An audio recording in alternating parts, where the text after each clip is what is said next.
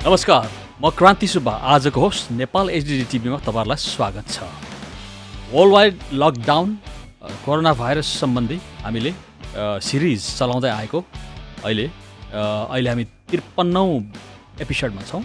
आज मैले एउटा विशिष्ट पाहुना सहित तपाईँहरू समक्ष झुल्किएको छु। त्योभन्दा अगाडि एकपल्ट हामी वर्ल्ड वाइड लकडाउन अथवा कोरोना भाइरसको स्ट्याटस कस्तो छ मध्यनजर गरौँ। हालसम्ममा 212वटा देश कोरोना भाइरसबाट प्रभावित भएको कुरो जारी छ र 2वटा अन्तर्राष्ट्रिय पानी जहाज पनि कोरोना भाइरस ग्रस्त भएर अहिले समुद्रमा अड्किरहेको अवस्था छ। अहिलेसम्ममा तपाईँको सङ्क्रमित भएको सङ्ख्या संसारमा 42,15,302। अहिले बोल्दा बोल्दै घडीसम्म यो तथ्याङ्क एकछिनमा सेकेन्डमा चेन्ज भइहाल्छ होइन। तपाईँको नयाँ केस गत 24 घन्टामा दर्ता भएको स्ट्याटिस्टिक्सले देखाउँछ 37,148 विभिन्न देशहरूमा संसारभरिका होइन। अनि तपाईँको अहिलेसम्म संसारमा कोरोना भाइरसले लिएको ज्यान कति पुगेको छ भन्दाखेरि 2,84,672 जनाको मृत्यु भएको छ कोरोना भाइरस कोभिड-19द्वारा। गत 24 घन्टामा मात्र 938 जना मृत्यु भएका छन्।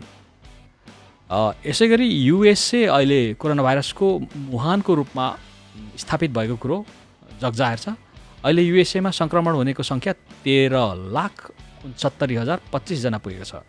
गत 24 घन्टामा मात्र 1,387 जना सङ्क्रमित भएका छन् भने मृत्यु दर पनि युएसएमा धेरै नै हाई छ। 80,880 जनाले ज्यान गुमाइसकेको अवस्था छ भने गत 24 घन्टामा 13 जनाको मृत्यु भएको देखिन्छ यहाँ डाटामा।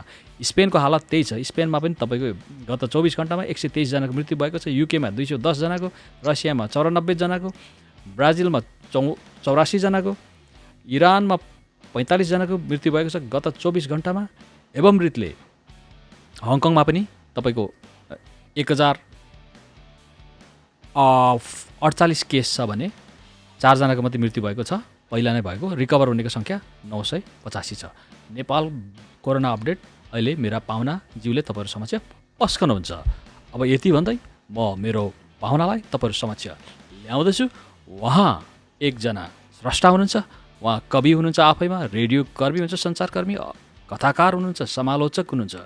उहाँको शुभ नाम रहेको छ छवि रमन सिलवाल। सर नमस्कार तपाईँलाई। हजुर हजुर नमस्कार।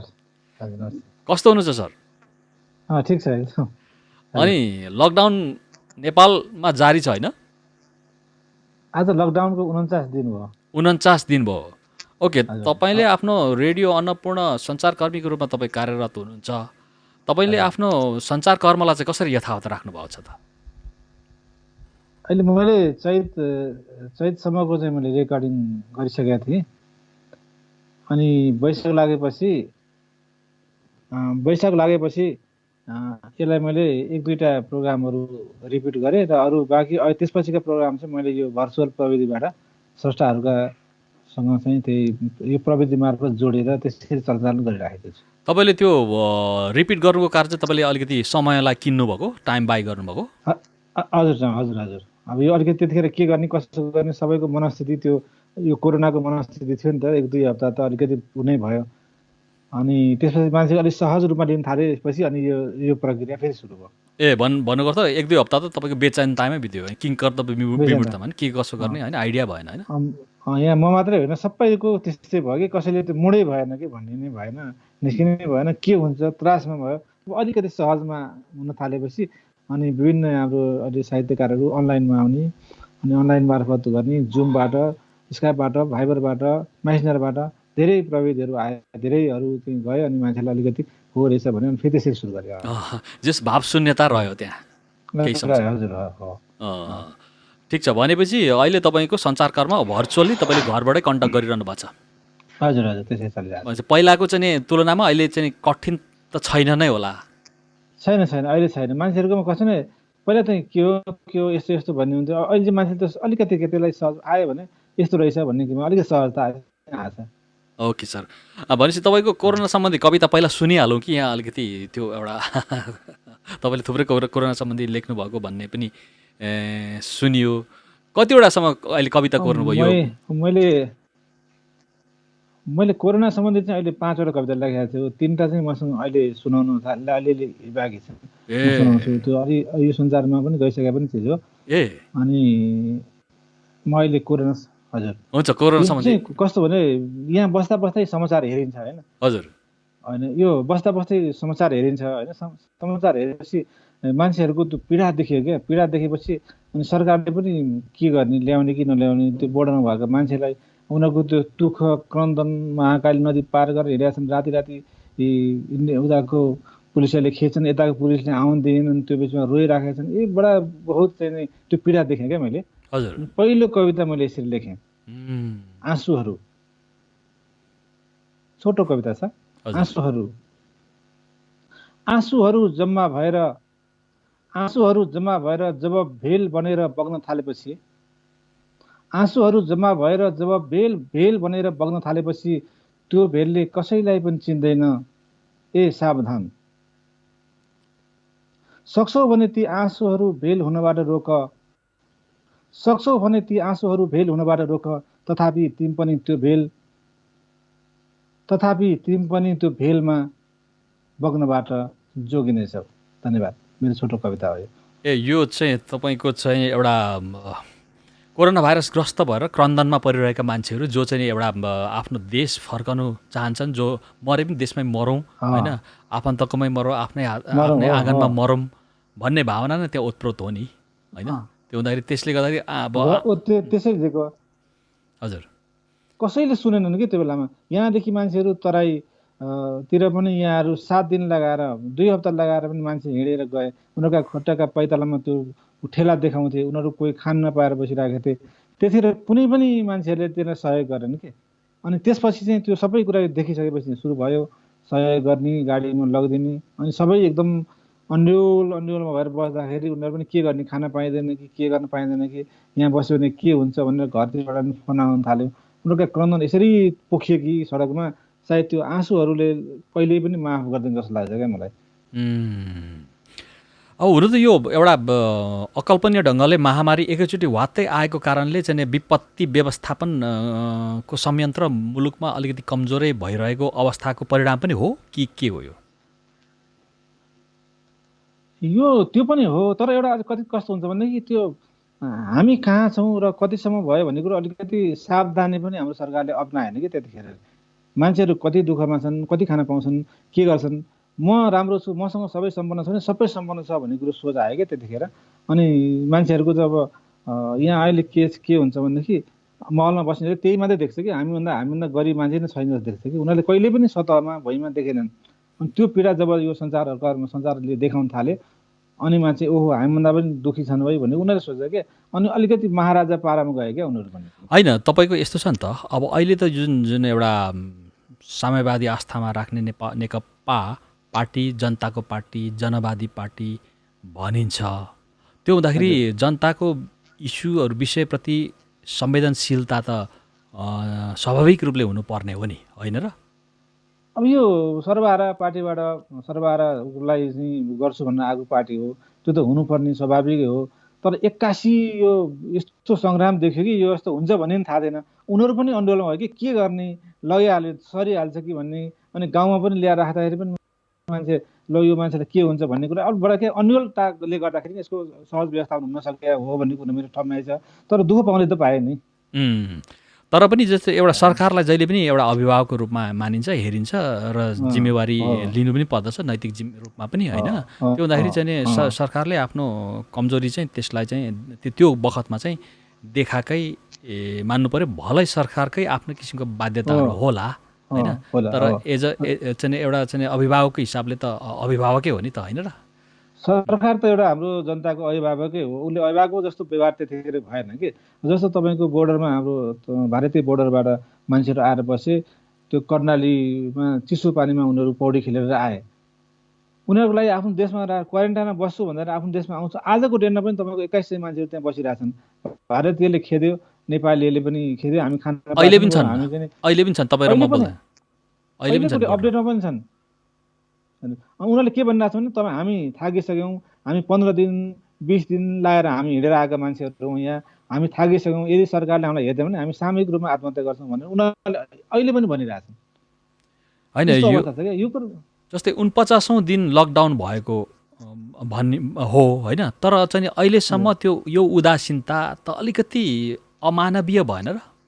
अमानवीय नै हो यो तपाईँको, एकदम अमानवीय। ल्याएर उनीहरूलाई कहाँ व्यवस्थापन गर्न सकिन्छ?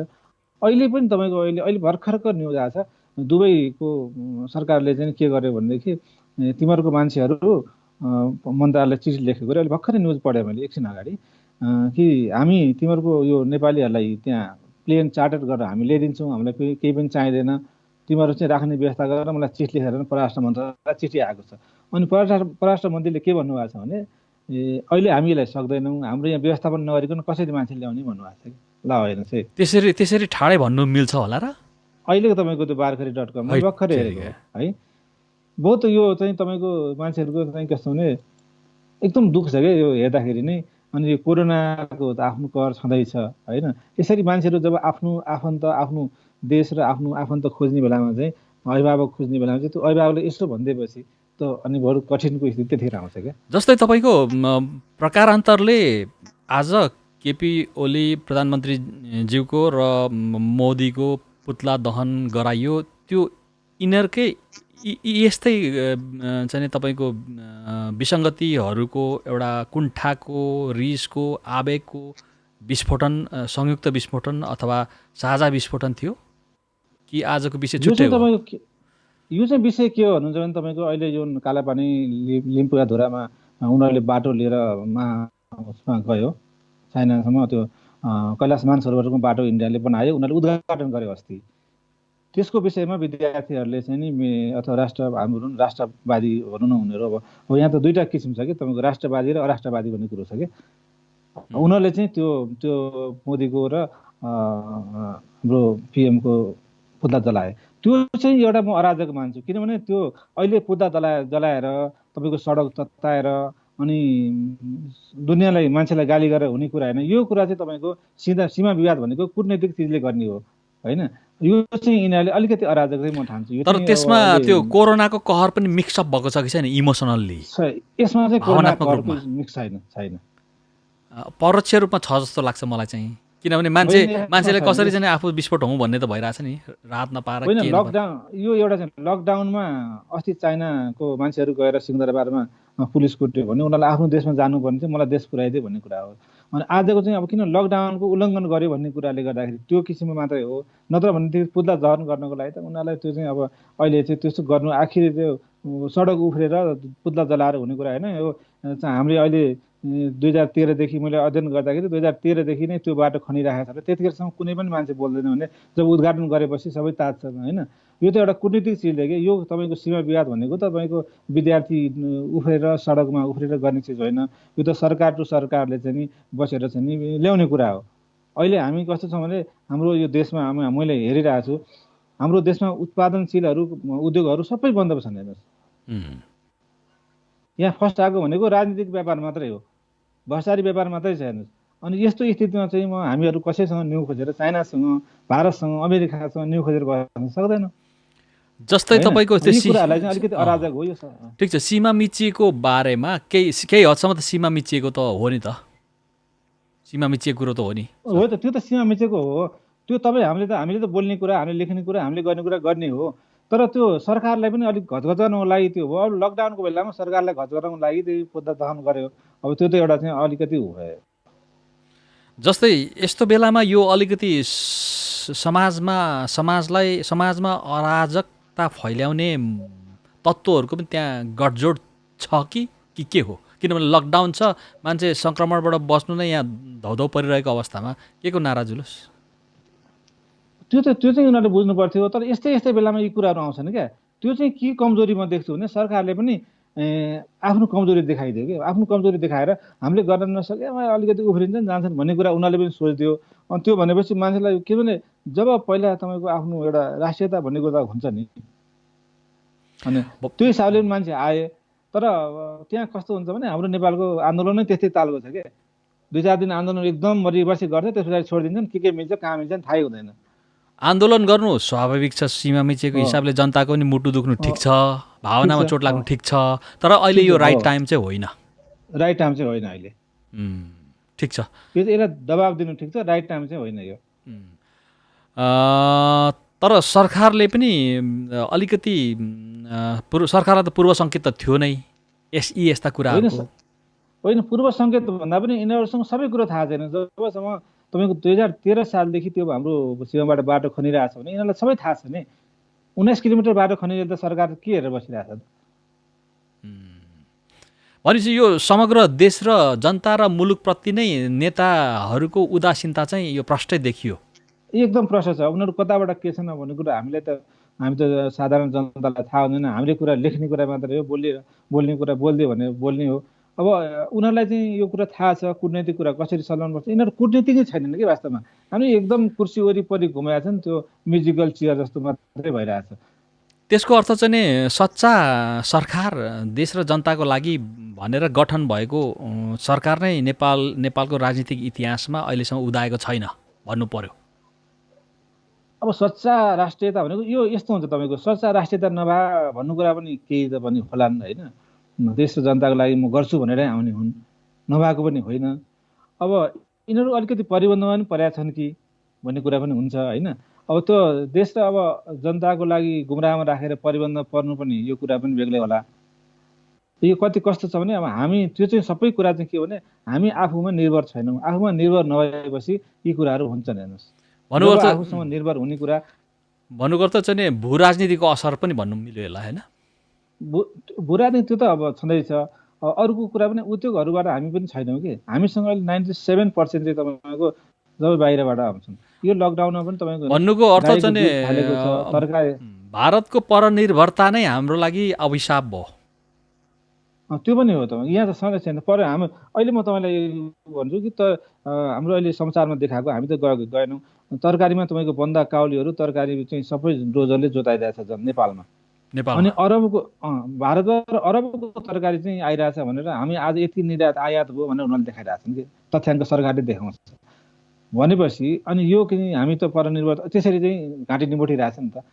नेपालीमा गरौँ, नेपालीबाट अलिकति हामी नेपालमै सबै कुरा हुँ भन्ने कुरा यहाँ छैन कि। देखावटी खोक्रो राष्ट्रवादले के हुन्छ हेर्नुहोस्, केही पनि हुँदैन।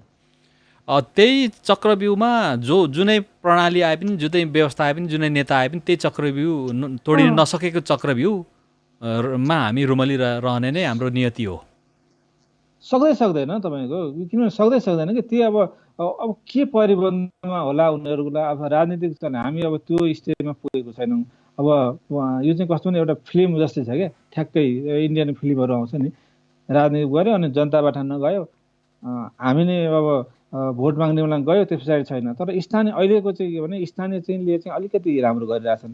आफ्ना जनताहरूलाई पनि स्थानीय लगे अहिले, एउटा चाहिँ राम्रो छ। तर केन्द्रीय शासनको चाहिँ केन्द्रले चाहिँ कहिले पनि यी जनता हुन् र जनतालाई हामीले सहयोग गर्नुपर्छ भनेनन्। तर स्थानीय चाहिँ सरकार चाहिने रहेछ भन्ने कुरा अहिले चाहिँ भन्नुको अर्थ मुलुक जसो तसो गरेर होस्टेमा हम्मे गरेर भए पनि सङ्घीयतामा गयो, त्यो चाहिँ एउटा चाहिँ फड्को चाहिँ रह्यो है। त्यसो भए सङ्घीयताको कुरा भन्दा पनि स्थानीय सरकारको कुरा हो। सङ्घीयताको त उनीहरूको अहिले के कामै जस्तो छैन देख्दिनु म त होइन। सङ्घीयता होइन, स्थानीय सरकार भन्नाले सङ्घीयता प्रदेशको कुरा गर्नुभएको होइन तपाईँले? प्रदेशको कुरा मैले अब नगरपालिका भयो, गाविस गाउँपालिका भयो होइन। यो हिसाबमा चाहिँ यिनीहरूले आफ्नो मान्छेहरू मेरो गाउँपालिकाको मान्छे म लैजान्छु भनेर जबरजस्ती पनि लग्यो कि। त्यसो भए यो प्रदेश प्रमुख मुख्यमन्त्रीहरूको काम छैन त? यिनीहरूको कामै छैन। काम छैन है? म त कामै देख्दिनँ। केन्द्रको काम छैन, यहाँ के प्रदेशको काम छैन। त्यो नगरपालिकाको एउटा मेयरले अथवा गाउँपालिकाको अध्यक्षले, वडा अध्यक्षले बरु त्यति काम गर्छ। यिनीहरूको चाहिँ खालि के पनि कामै छैन। कि चाहिँ यो सङ्घीयताको अभ्यास प्रारम्भिक अवस्थामा भएको कारणले अझै सुझबुझको लागि समय लाग्ने हो कि भएर हो कि? होइन, समय पनि तपाईँको 2 वर्ष भयो। समय भने यिनीहरूको अध्ययनै राम्रोसँग छैन क्या। त्यो सङ्घीयता भन्ने कुरो अध्ययनै नभएको नै यिनीहरू गयो। संहितामा जाने भनेपछि राजनीतिक रोजगारी मात्रै बढ्यो क्या। सर्वसाधारणको रोजगारी चाहिँ खालि खाडी मुलुकमा मात्रै भयो। भनेपछि त जिन्दगी त काम चलाउनु नै बित्नै भयो त सर। त्यही हो त। अब यो तपाईँको हाम्रो केही पुस्ता त्यस्तै गरी जान्छ। जबसम्म अलिकति एजुकेटेड पुस्ताहरू माथि जाँदैनन्, उनीहरूलाई चाहिँ देश दुख्दैन होइन, तबसम्म यो मैले चाहिँ तपाईँको जेलमा यति वर्ष जेल बस्या भित्र भरमा चाहिँ प्रधानमन्त्री हुने, यतिवटा मैले मान्छे मारिएको भरमा प्रधानमन्त्री हुने, त्यो चाहिँ तपाईँको अब चल्दैन। अब तपाईँको ग्लोबलाइजेसन भइसक्यो। तपाईँसँग हङकङसँग सिङ्गापुरसँग हामी कसरी चाहिँ नि उनीहरूको त्यो विकासमा, जापानसँग हामी गर्नको लागि भने उनीहरूभन्दा युरोप अमेरिकाभन्दा हामी चाहिँ 100 वर्ष पछि छौँ अहिले। त्यही त यो नेपालमा रूपान्तरणको कुरो सैद्धान्तिक रूपमा भयङ्कर भएकै हो, तर यो यसको व्यावहारिक कठिनता चाहिँ बुझिन नसक्नुको एउटा पहेली नै छ क्या तपाईँको। धेरै धेरै ठुलो छ, तपाईँ बुझ्नै सक्दैन, हामीले नै बुझ्नै सक्दैन क्या के भइरहेको हुन्छ। मैले भने 4वटा कुरा चिज गरेँ ठिक छ क्या हाम्रो नेताहरूलाई, मैले आफ्नो हिसाबमा। एउटा तपाईँको शिक्षा, स्वास्थ्य, रोजगारी र सुरक्षा, यी 4 चिज कुरामा चाहिँ प्राथमिकता दियो भनेदेखि त अटोमेटिक देश बन्छ नि, हुँदैन होइन र? होइन, भनाइमा त प्राथमिकतामै छ नि सर, त्यो भाषणमा तर छैन। अहिले जुन बेलामा हामी अहिले म 8 बजेपछि म एक्लै यहाँबाट तपाईँको रत्नबार जान सक्दैन, कसैले लुट्दै लागि कुट लागि होइन। म तपाईँको अहिले एयरपोर्टबाट तपाईँ आउनुहोस्, बाहिर आउनुहोस् भएपछि 10 जना मान्छे तानिदिन्छ तपाईँलाई, मेरो ट्याक्समा जाओ भने लगेर चाहिँ त्यो कुरमा गयो भने तपाईँलाई बिचैमा लुट दिनु पनि पेर्लाउँदैन। त्यो त होइन, यस्तो अवस्था आइसक्यो क्या। सामाजिक सुरक्षा पनि अलिकति गिरावट नै छ, किनभने त्यो चाहिँ त्यो एउटा त्यो चाहिँ एकदम विकृति, एकदम त्यो चाहिँ अधोगति नै हो त्यो चाहिँ होइन। अब हेर्नुहोस् है, अब स्वास्थ्यको कुरा गरौँ। अस्ति भर्खरै नि मात्रै मैले एउटा न्युजमा पढेको, यो स्वास्थ्य क्षेत्रलाई अब प्राइभेट हस्पिटलमा हामी घाटामा गयौँ, हाम्रो आम्दानी भएन, हामीलाई चाहिँ सरकारले सहुलियत दिनु पर्यो भन्छ उनीहरू। हेर्नुहोस् है, अचम्म क्या यो उनीहरूलाई सहुलियत दिनु पर्यो सरकारले भन्ने कुरा गरेर हुन्छ। ए बाबा, सहुलियत कसलाई दिने कहाँ दिने? उनीहरूले आम्दानी प्रशस्तै एउटा बिरामीबाट चाहिँ मरेको। अहिले अर्को कुरा पनि तपाईँको पशुपतिको अस्ति एउटा आर्टिकल पढाएको थिएँ मैले, 60% चाहिँ त्यहाँ मान्छेहरूको लास कम गरे यो लकडाउनमा। 60% मान्छे कसरी मर्दछन् भन्ने कुरा, 60% चाहिँ तपाईँको 60% लास कम गरे पहिलाको दाँतीमा। त्यो हुँदाखेरि उनीहरूले पनि यहाँ लास आएन, आउनु पर्यो भनेर माग गरिरहेछन्। माग भन्दा पनि उनीहरूको त्यो देखाइरहेको छ कि उनीहरूले एउटा चाहिँ त्यो पहिला जुन लकडाउनभन्दा पहिला चाहिँ यति आउँथ्यो, अहिले यति कम भउन थाल्यो लासहरू। मान्छेहरू कसरी मर्दो रहेछन्, कसले मार्ने हो मान्छे? हेर्नुहोस् है, बडो गजब छ क्या यो लकडाउनले तपाईँको एउटा के भने मान्छेलाई आफ्नो हैसियतमा ल्याइदिएको छ क्या। होइन, एउटा चाहिँ नि विरोधाभास के हो भने संसारमा आज पनि 1000 उकालो मान्छे मरे पर डे होइन, तर नेपालमा चाहिँ तपाईँको 60% चाहिँ नि मरणशीलता घट्यो। त्यो चाहिँ पशुपतिको आर्यघाटको चाहिँ तथ्याङ्क हेर्दाखेरि होइन। भनेपछि कोरोनाले त हामीलाई त बचाएको मान्नुपर्छ क्या हो? होइन, कोरोनाले त अरू रोगबाट बच्यो। कोरोनाले तपाईँको हेर्नुहोस्, अब फेरि अब मैले चाहिँ हाम्रो सरसर्ती हेर्दा पनि आउँछ कि न, अझै पनि दुःखको हुन्छ कि भन्ने कुरा त लाग्छ नै। तर अब के हिसाबले हाम्रो नेपालमा अब अहिलेसम्म त्यस्तो भएको छैन होइन। ठिक छ सर, एउटा कविता सुन्नु, त्यसपछि हामी वार्तालाप जारी राख्छौँ। दर्शकहरू, हामीसँग हुनुहुन्छ कवि, रेडियो कर्मी तथा कथाकार, समालोचक छवि रवन सिलवाल। उहाँसँग हामी वार्तालाप राख्छौँ। यो अस्ति भर्खर नै लेखेँ मैले, यो लकडाउनकै भित्र लेखेको। हजुर, यो मैले तपाईँको कतिौँ लकडाउनमा लेखेँ भने यो 34 यो लकडाउनको 34औँ दिनमा लेखेको कविता हो। 34औँ दिनमा? हस् हजुर। यो कविताको चाहिँ शीर्षक छ दुखेको कुरो। दुखेको कुरो, धन्य अहिलेसम्म मेची, महाकाली, तराई र हिमाल साँची छन्, सगरमाथा र नागरिकता पनि सधैँ छन्। तर बेला बेलामा दुख्ने टनकपुर, सुस्ता र लिपुलेखको घाउ बेच्न सक्ने कोही जन्मेको देखिन। दुखेको कुरा अरू धेरै छन्, चार दिवारभित्र कयौँ रित्ता पेटहरू दुखिएका छन्, न्याय दुखिरहेको छ, गरिबी र भोकमरी दुखिरहेको छ। अझै क्रूरताका साथ भन्नुपर्दा खाडीका बाफिला घाममा कठोर श्रम दुखिरहेका छन्, बाफिला घाममा हाँस्न बाध्य वात्सल्य र ममता दुखिरहेका छन्। यस्तै यस्तै कहिले पनि नदुख्ने त यहाँ एउटै छ, त्यसलाई सरकार भन्छन् रे। आँखा देख्छन्, कान सुन्छन्, बोली पनि सुनिन्छ। यी सबै आफ्नो स्वार्थमा सुन्ने र बोल्ने र देख्ने गर्छन्। यी सबै आफ्नो स्वार्थमा सुन्ने, बोल्ने र देख्ने गर्छन्।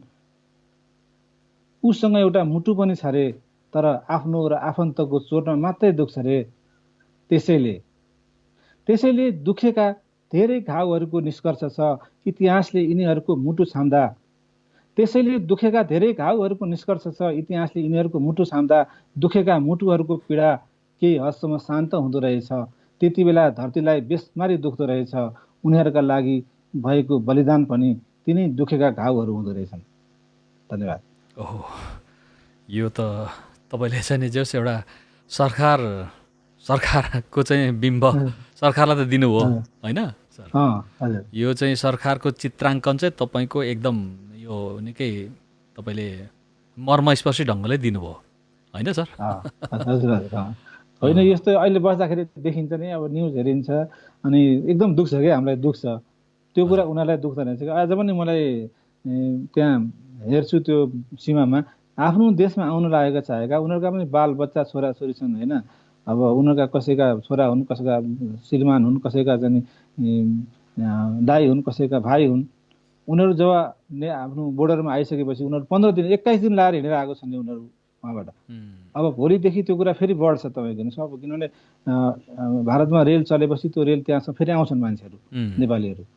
अनि तिनीहरूलाई चाहिँ बोर्डरमा आएर चाहिँ ल खुवा भनेर हुँदैन नि। आफ्नो देशमा आएर ल जे जस्तो गर्न सक्छ आफ्नो देशमा खाऊ, म आफ्नै देशमा मर्न चाहन्छु भनेका छन् होइन। त्यही त। त्यति हुँदाखेरि उनीहरूले पनि किन नदुख्ने, उनीहरूले ल्याएर व्यवस्थापन किन गर्न नसक्ने? यी कुराहरूले गर्दाखेरि दुख्या मात्रै हो क्या हामीलाई। अब हामीलाई दुखेर त के हुन्छ र होइन? हाम्रो त लेख्ने काम हो, लेखिदिने हो। हजुर। जस्तै अब एउटा कुरो गरिहाल्नु, जस्तै तपाईँको आर्यघाटमा 60% मानिस नमरेको, कम भएको, गिरावट आएको, लासहरूको सङ्ख्या 60% गिरेको। त्यो हुँदाखेरि कोरोना भाइरस बाहेक अन्य दुख बिमार, डक्टरको लापरवाहीले मानिस मरेको रहेछ या एक्सिडेन्ट? बढी चाहिँ एक्सिडेन्टको केसले पनि हुन्छ, डाक्टरले पनि त्यो हिसाबमा हुन्छ। अनि एक्सिडेन्ट पनि अब बसै कति लगिरहेको थियो होइन, कतिजना हुन्थ्यो। तर अचम्म चाहिँ त्यो कसरी भयो क्या त्यस्तो चाहिँ, त्यही त अकालमा धेरै त्यो चाहिँ अचम्म छ त्यो। ठिक छ सर। अनि तपाईँको जस्तै अर्को कुरो, तपाईँको कोरोना भाइरसको अहिले नेपालमा सङ्क्रमित सङ्ख्या कति बताइदिनुहोस् त? अहिले 121 जना आजको अहिलेको डेटसम्म। आज एकजना फेला पऱ्यो भने 121 जना छन्। अनि विषय हुने 33 जना छन् निको भएर गइसकेको, तर मृत्युदर आजसम्म छैन। नेपालको मानिसलाई कोरोना भाइरसद्वारा ग्रसित हुन सङ्क्रमण एकदम धीमा गतिमा बढिरहेछ र निको पनि भइरहेछ। यसको कारण चाहिँ के हुनसक्ला तपाईँ हाम्रो एउटा सोझो हिसाबले हेर्दाखेरि? अब यो वैज्ञानिक विभिन्न डाक्टरहरूले भनेको छ, हाम्रो खानपानले भन्छ। अनि हाम्रो बिएससी के हाम्रो एउटा खोप लगा हुन्छ अरे, बिसिजी खोप, त्यसले पनि हुन्छ भन्छ होइन। अनि कुनै यहाँ हेरिरहेको छु म, विज्ञहरूले डाक्टरहरूले भन्न आउँछन् अब नेपालमा कोरोनै आएको छैन पनि भन्छन् होइन। अब आफ्नो तर्क हो। तर हाम्रो चाहिँ अब के छ भने अलिकति हावापानी पनि हो कि, खानपिन पनि हो कि, अथवा कोरोनाले त्यो महामारी नगाजेको पनि हो कि होइन, त्यो भाइरसहरू। अनि जाँच्ने किट्सहरू पनि राम्रो पर्याप्त नभएको कि होइन, त्यो किसिमले पनि हुनसक्छ। जस्तै यस्तो छ होइन, त्यसमा यस्तो छ नि तपाईँको कमसेकम चाहिँ मानिस त मर्नुपर्ने हो नि त। त्यो चाहिँ हाम्रो अब 80 वर्षको हामीले एउटा कारण के हो भने नेपालमा टेस्टै भएको छैन, एकदम न्यून मात्रामा टेस्ट भएको छ। अनि कसरी कोरोना 10,000 टेस्ट अहिलेसम्म 10,000 टेस्ट भयो भने देखाइरहेको छ होइन। यत्रो हामी 49 दिन लकडाउन बस्यौँ, 10,000 कि 12,000 टेस्ट भएको रहेछ अरे। अब त्यो छैन, कहिले किट छैन भनेर रोकियो भनिदिन्छ होइन। यो चाहिँ अलिकति लापरवाही नै हो कि। कोरोना भाइरस लागेका मानिसहरू अझै हजारौँ हुन सक्लान्, तर टेस्ट भएको छैन नि त। जस्तै डोनाल्ड ट्रम्पले एकपल्ट भन्नुभएको थियो अमेरिकामा किन मान्छे धेरै चाहिँ सङ्क्रमित छ भन्दा, किनभने हामी टेस्ट धेरै गर्छौँ नि त भनेको थियो क्या। त्यो एउटा तर्कको रूपमा त ठिकै हो होइन, तर्क त्यो ठिक हो। ओके, तर केस धेरै छ ठिक छ मानियो, तर मर्नु पनि धेरै डङ्गुरै मरेको छ नि त फेरि। होइन, धेरै मरेको छ त्यहाँ त। खोइ के हो कि यो अचम्म लागिरहेको छ मलाई पनि, कस्तो के हामी त केही सोच्नै नसक्ने जस्तो छ क्या। अनि त्यो हिसाबले गर्दाखेरि नेपालमा केस छैन, तर मान्छे पनि मरेको छैन क्या फेरि। छैन, त्यही त। केस पनि त्यही छ। अब त्यो जाँच्ने हिसाब पनि सुस्त छ। अब जाँचेको मान्छे पनि अब जाँचेको आजको मान्छेकोलाई भनेको त्यो चाहिँ त्यसलाई चाहिँ त्यो लिएर घर पठाइदिएर घरमा पनि छैन कहाँ भागेरै भन्छ होइन। अब यो यस्तो स्थिति छ कि अब त्यसले कतिजनासँग सारे होला है। हो फेरि विषय पनि भइराखेको छ। यो अलिकति हाम्रो यहाँ चाहिँ आइ नपुगेको हो जस्तो लाग्छ कि यो। भन्नुपर्दा यस्तो यस्तो पनि होला, जस्तै तपाईँको अब 121 जना पनि ठुलै सङ्ख्या हो। ठुलो सङ्ख्या हो। हेर्नुहोस् है, त्यो 121 जना त त्यो उनीहरूलाई त खोजी मार्दाखेरि भेटिएको हो नि त त्यो त। हो त्यही गर्दा हो। अहिले त नत्र सुलसुलीको रूपमा चाहिँ कति हिँडिरहेका छन् नि त्यसो त, होइन र? छन्। लक्षणहीन कोरोना भाइरस बोकेका मानिसहरू हिँडिरहेका छन्। किन 121 जना फेला पर्यो, उनीहरूलाई त खोजी मार्दाखेरि त्यो फेला परेको हो, होइन? खोजी पार्यो हो। त्यो हुँदाखेरि चाहिँ अब चाहिँ कोरोना बोकेका मानिसहरू नेपालमा प्रशस्त हुन सक्छन्, र त्यो डेफिनेटली छन् पनि, होइन? भन्नु सकिन्छ, त्यो क्लिनिकल्ली पनि त्यो भन्नु सकिन्छ। तर के छ भने मानिस नमरिन्जेलसम्म त्यहाँ त्यो विषयमा अलिकति कम सजगता रहने अनि गम्भीरता पनि कम रहने, एक होइन? अनि तपाईँको मान्छे चाहिँ किन नमरेको भन्ने तर्कलाई कसरी पुष्टि गर्ने भन्दाखेरि चाहिँ त्यही तपाईँले हावापानी भन्नुभयो एउटा, होइन? अनि प्लस खोप भन्नुभयो, बिसिजी खोप भएन, होइन? हामी कम्पलसरी खोप लगाएको हुन्छौँ त, विकसित देशमा पनि कम्पलसरी खोप लगाएकै हुन्छ। त्यो त किन हो कारण। अनि अर्को कुरा चाहिँ तपाईँको हामी कहाँ अलिकति धेरै यो धुलो मैलोसँग हामीसँग त रातभरि खोकेर पनि मान्छे बसिरहेको हुन्छ क्या, होइन? या त एकदम लहरे खोकी भन्छ, सुक्खा खोकी भनेर खोकै गरेर पनि मान्छेहरू बाँचिरहेको हुन्छ नि त। त्यो धेरै पीडाबाट चाहिँ जगडिया मान्छेहरू छन्। अनि त्यो हुनाले पनि हो कि त्यसमा अर्को तर्क लगाउँ न त। एउटा तर्क के लगाउँ भने तपाईँको भनिन्छ जस्तै अब तपाईँको एउटा धनी मानिसको छोराछोरी धेरै बिमार हुन्छ अरे क्या। त्यसको तुलनामा धुलो मैलोमा हिँड्ने गरिबको मानिस बिमारी हुँदैन। त्यही हो, त्यो पनि हुनसक्छ। किनभने त्यो धेरै सेनिटाइज भयो नि त, सफा सुग्घर राखियो, होइन? धेरै सफा सुग्घर राखेपछि के भने त्यो के अरे तपाईँको त्यो प्रतिकूलतासँग लड्ने क्षमता शरीरको छ नि, किनभने उसलाई चाहिँ एकदम त्यो सेफ जोनमा राखियो नि त अल द टाइम। हो त्यो राख्यो। उसले भुइँमा त्यो माटोसँग खेल्न पाएन, अनि तुरुन्तै जतिखेर पनि रुगा लागिहाल्ने, जतिखेर पनि खोकी लागिहाल्ने, यस्तो हुन्छ, होइन? माटोमा हामी दौडेको, खेलेको, हिलोमा कुदेको, पानीमा रोजेको मान्छे भने त्यसलाई कम लाग्ला, होइन? त्यो हुँदाखेरि नेपालीहरूको चाहिँ हाम्रो जीवनशैली वस्तुस्थिति अलिकति हामी चाहिँ अब त्यस्तै अब गरिब मुलुकमै पर्छौँ, त्यस कारण हामी धुलो मैलो त हाम्रो लागि नर्मल भइहाल्यो, होइन?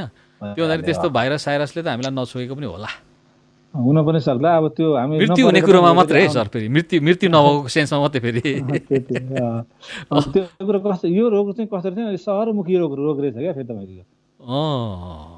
अलिकति सहरमुखी, किनभने न्युयोर्कको मान्छे बढी मऱ्यो भने तपाईँको न्युयोर्कमा एउटा फ्ल्याटमा 10,000 20,000 पनि मान्छे बस्छ, होइन? अनि तपाईँको एउटै लिफ्ट कति प्रयोग गरेर जान्छ, एउटै तपाईँको त्यो कति डस्टबिन कति प्रयोग गर्छ होला, होइन? अनि तपाईँको अब भारतमा पनि त्यही भएको, मान्छेमा अलिकति सहरमा धेरै भयो नि त। हजुर। गाउँमा त फैलिएको छैन यो, गाउँमा त्यो मान्छे लग्यो भने मात्रै हो। अनि सहरमुखी रहेछ क्या यो चाहिँ तपाईँको।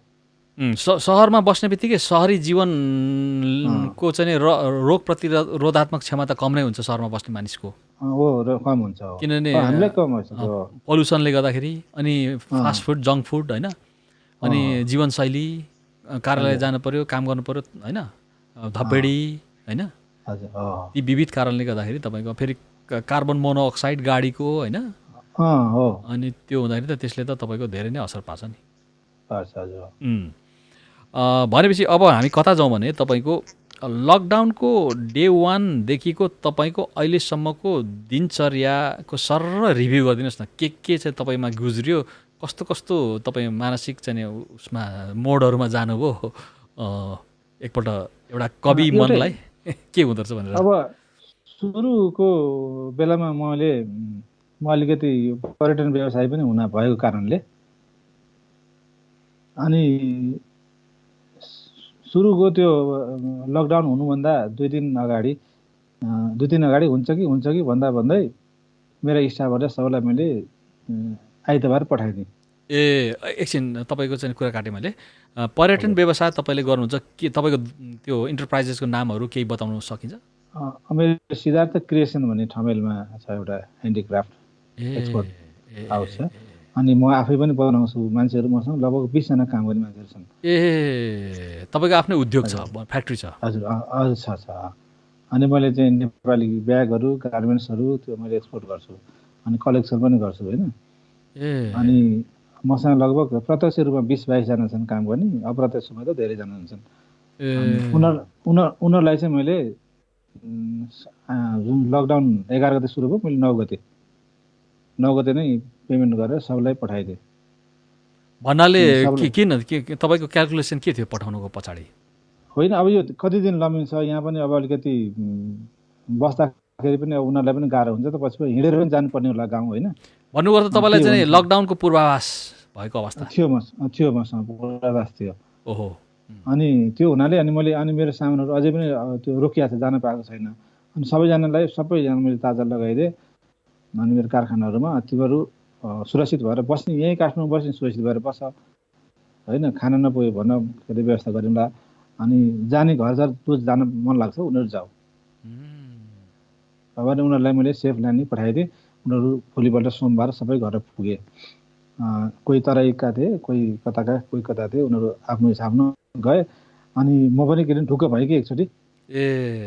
अनि म पनि ढुक्क भएँ। अब मान्छेको टेन्सन तनाव भएन। अनि घरमा के हुन्छ कसो हुन्छ भनेर 2-4 दिन थपे बस्यो। त्यस पछाडि अनि त्यही पढ्ने, लेख्ने, समाचार हेर्ने, यसरी नै बित्यो। अहिलेसम्म पनि त्यस्तै छ। अनि तपाईँमा एउटा त्यो मानसिक क्षुब्धता आयो कि आएन? त्यस्तो किसिमको चाहिँ आएन मलाई। तपाईँ एउटा सर्जक र सृजनशील मानिस, होइन? हुनामी हुन्छ नै भन्ने कुरोलाई तपाईँले एउटा द्रष्टाको रूपमा देख्ने क्षमता पनि भएको र त्यसमा धैर्य धारण पनि गर्नु सक्ने तपाईँको पहिलेदेखि जस्तै एउटा लेखक त तपाईँको लेखक त पूर्व तयारी नै हुन्छ नि, होइन? किनभने लेखक स्रष्टाहरू अपडेटै हुन्छ एटलिस्ट, किनभने उनीहरूले त प्रकृतिसँग कम्युनिकेसन गरेर त्यो कुरो लिन्छ नि त। उनीहरूलाई कसैले भन्नु पर्दैन कि, होइन? उनीहरूको त डाइरेक्ट लिङ्क हुन्छ नि तपाईँको युनिभर्ससँग, होइन? हो त्यस्तै तपाईँको पनि एउटा लिङ्क जस्तो भएको।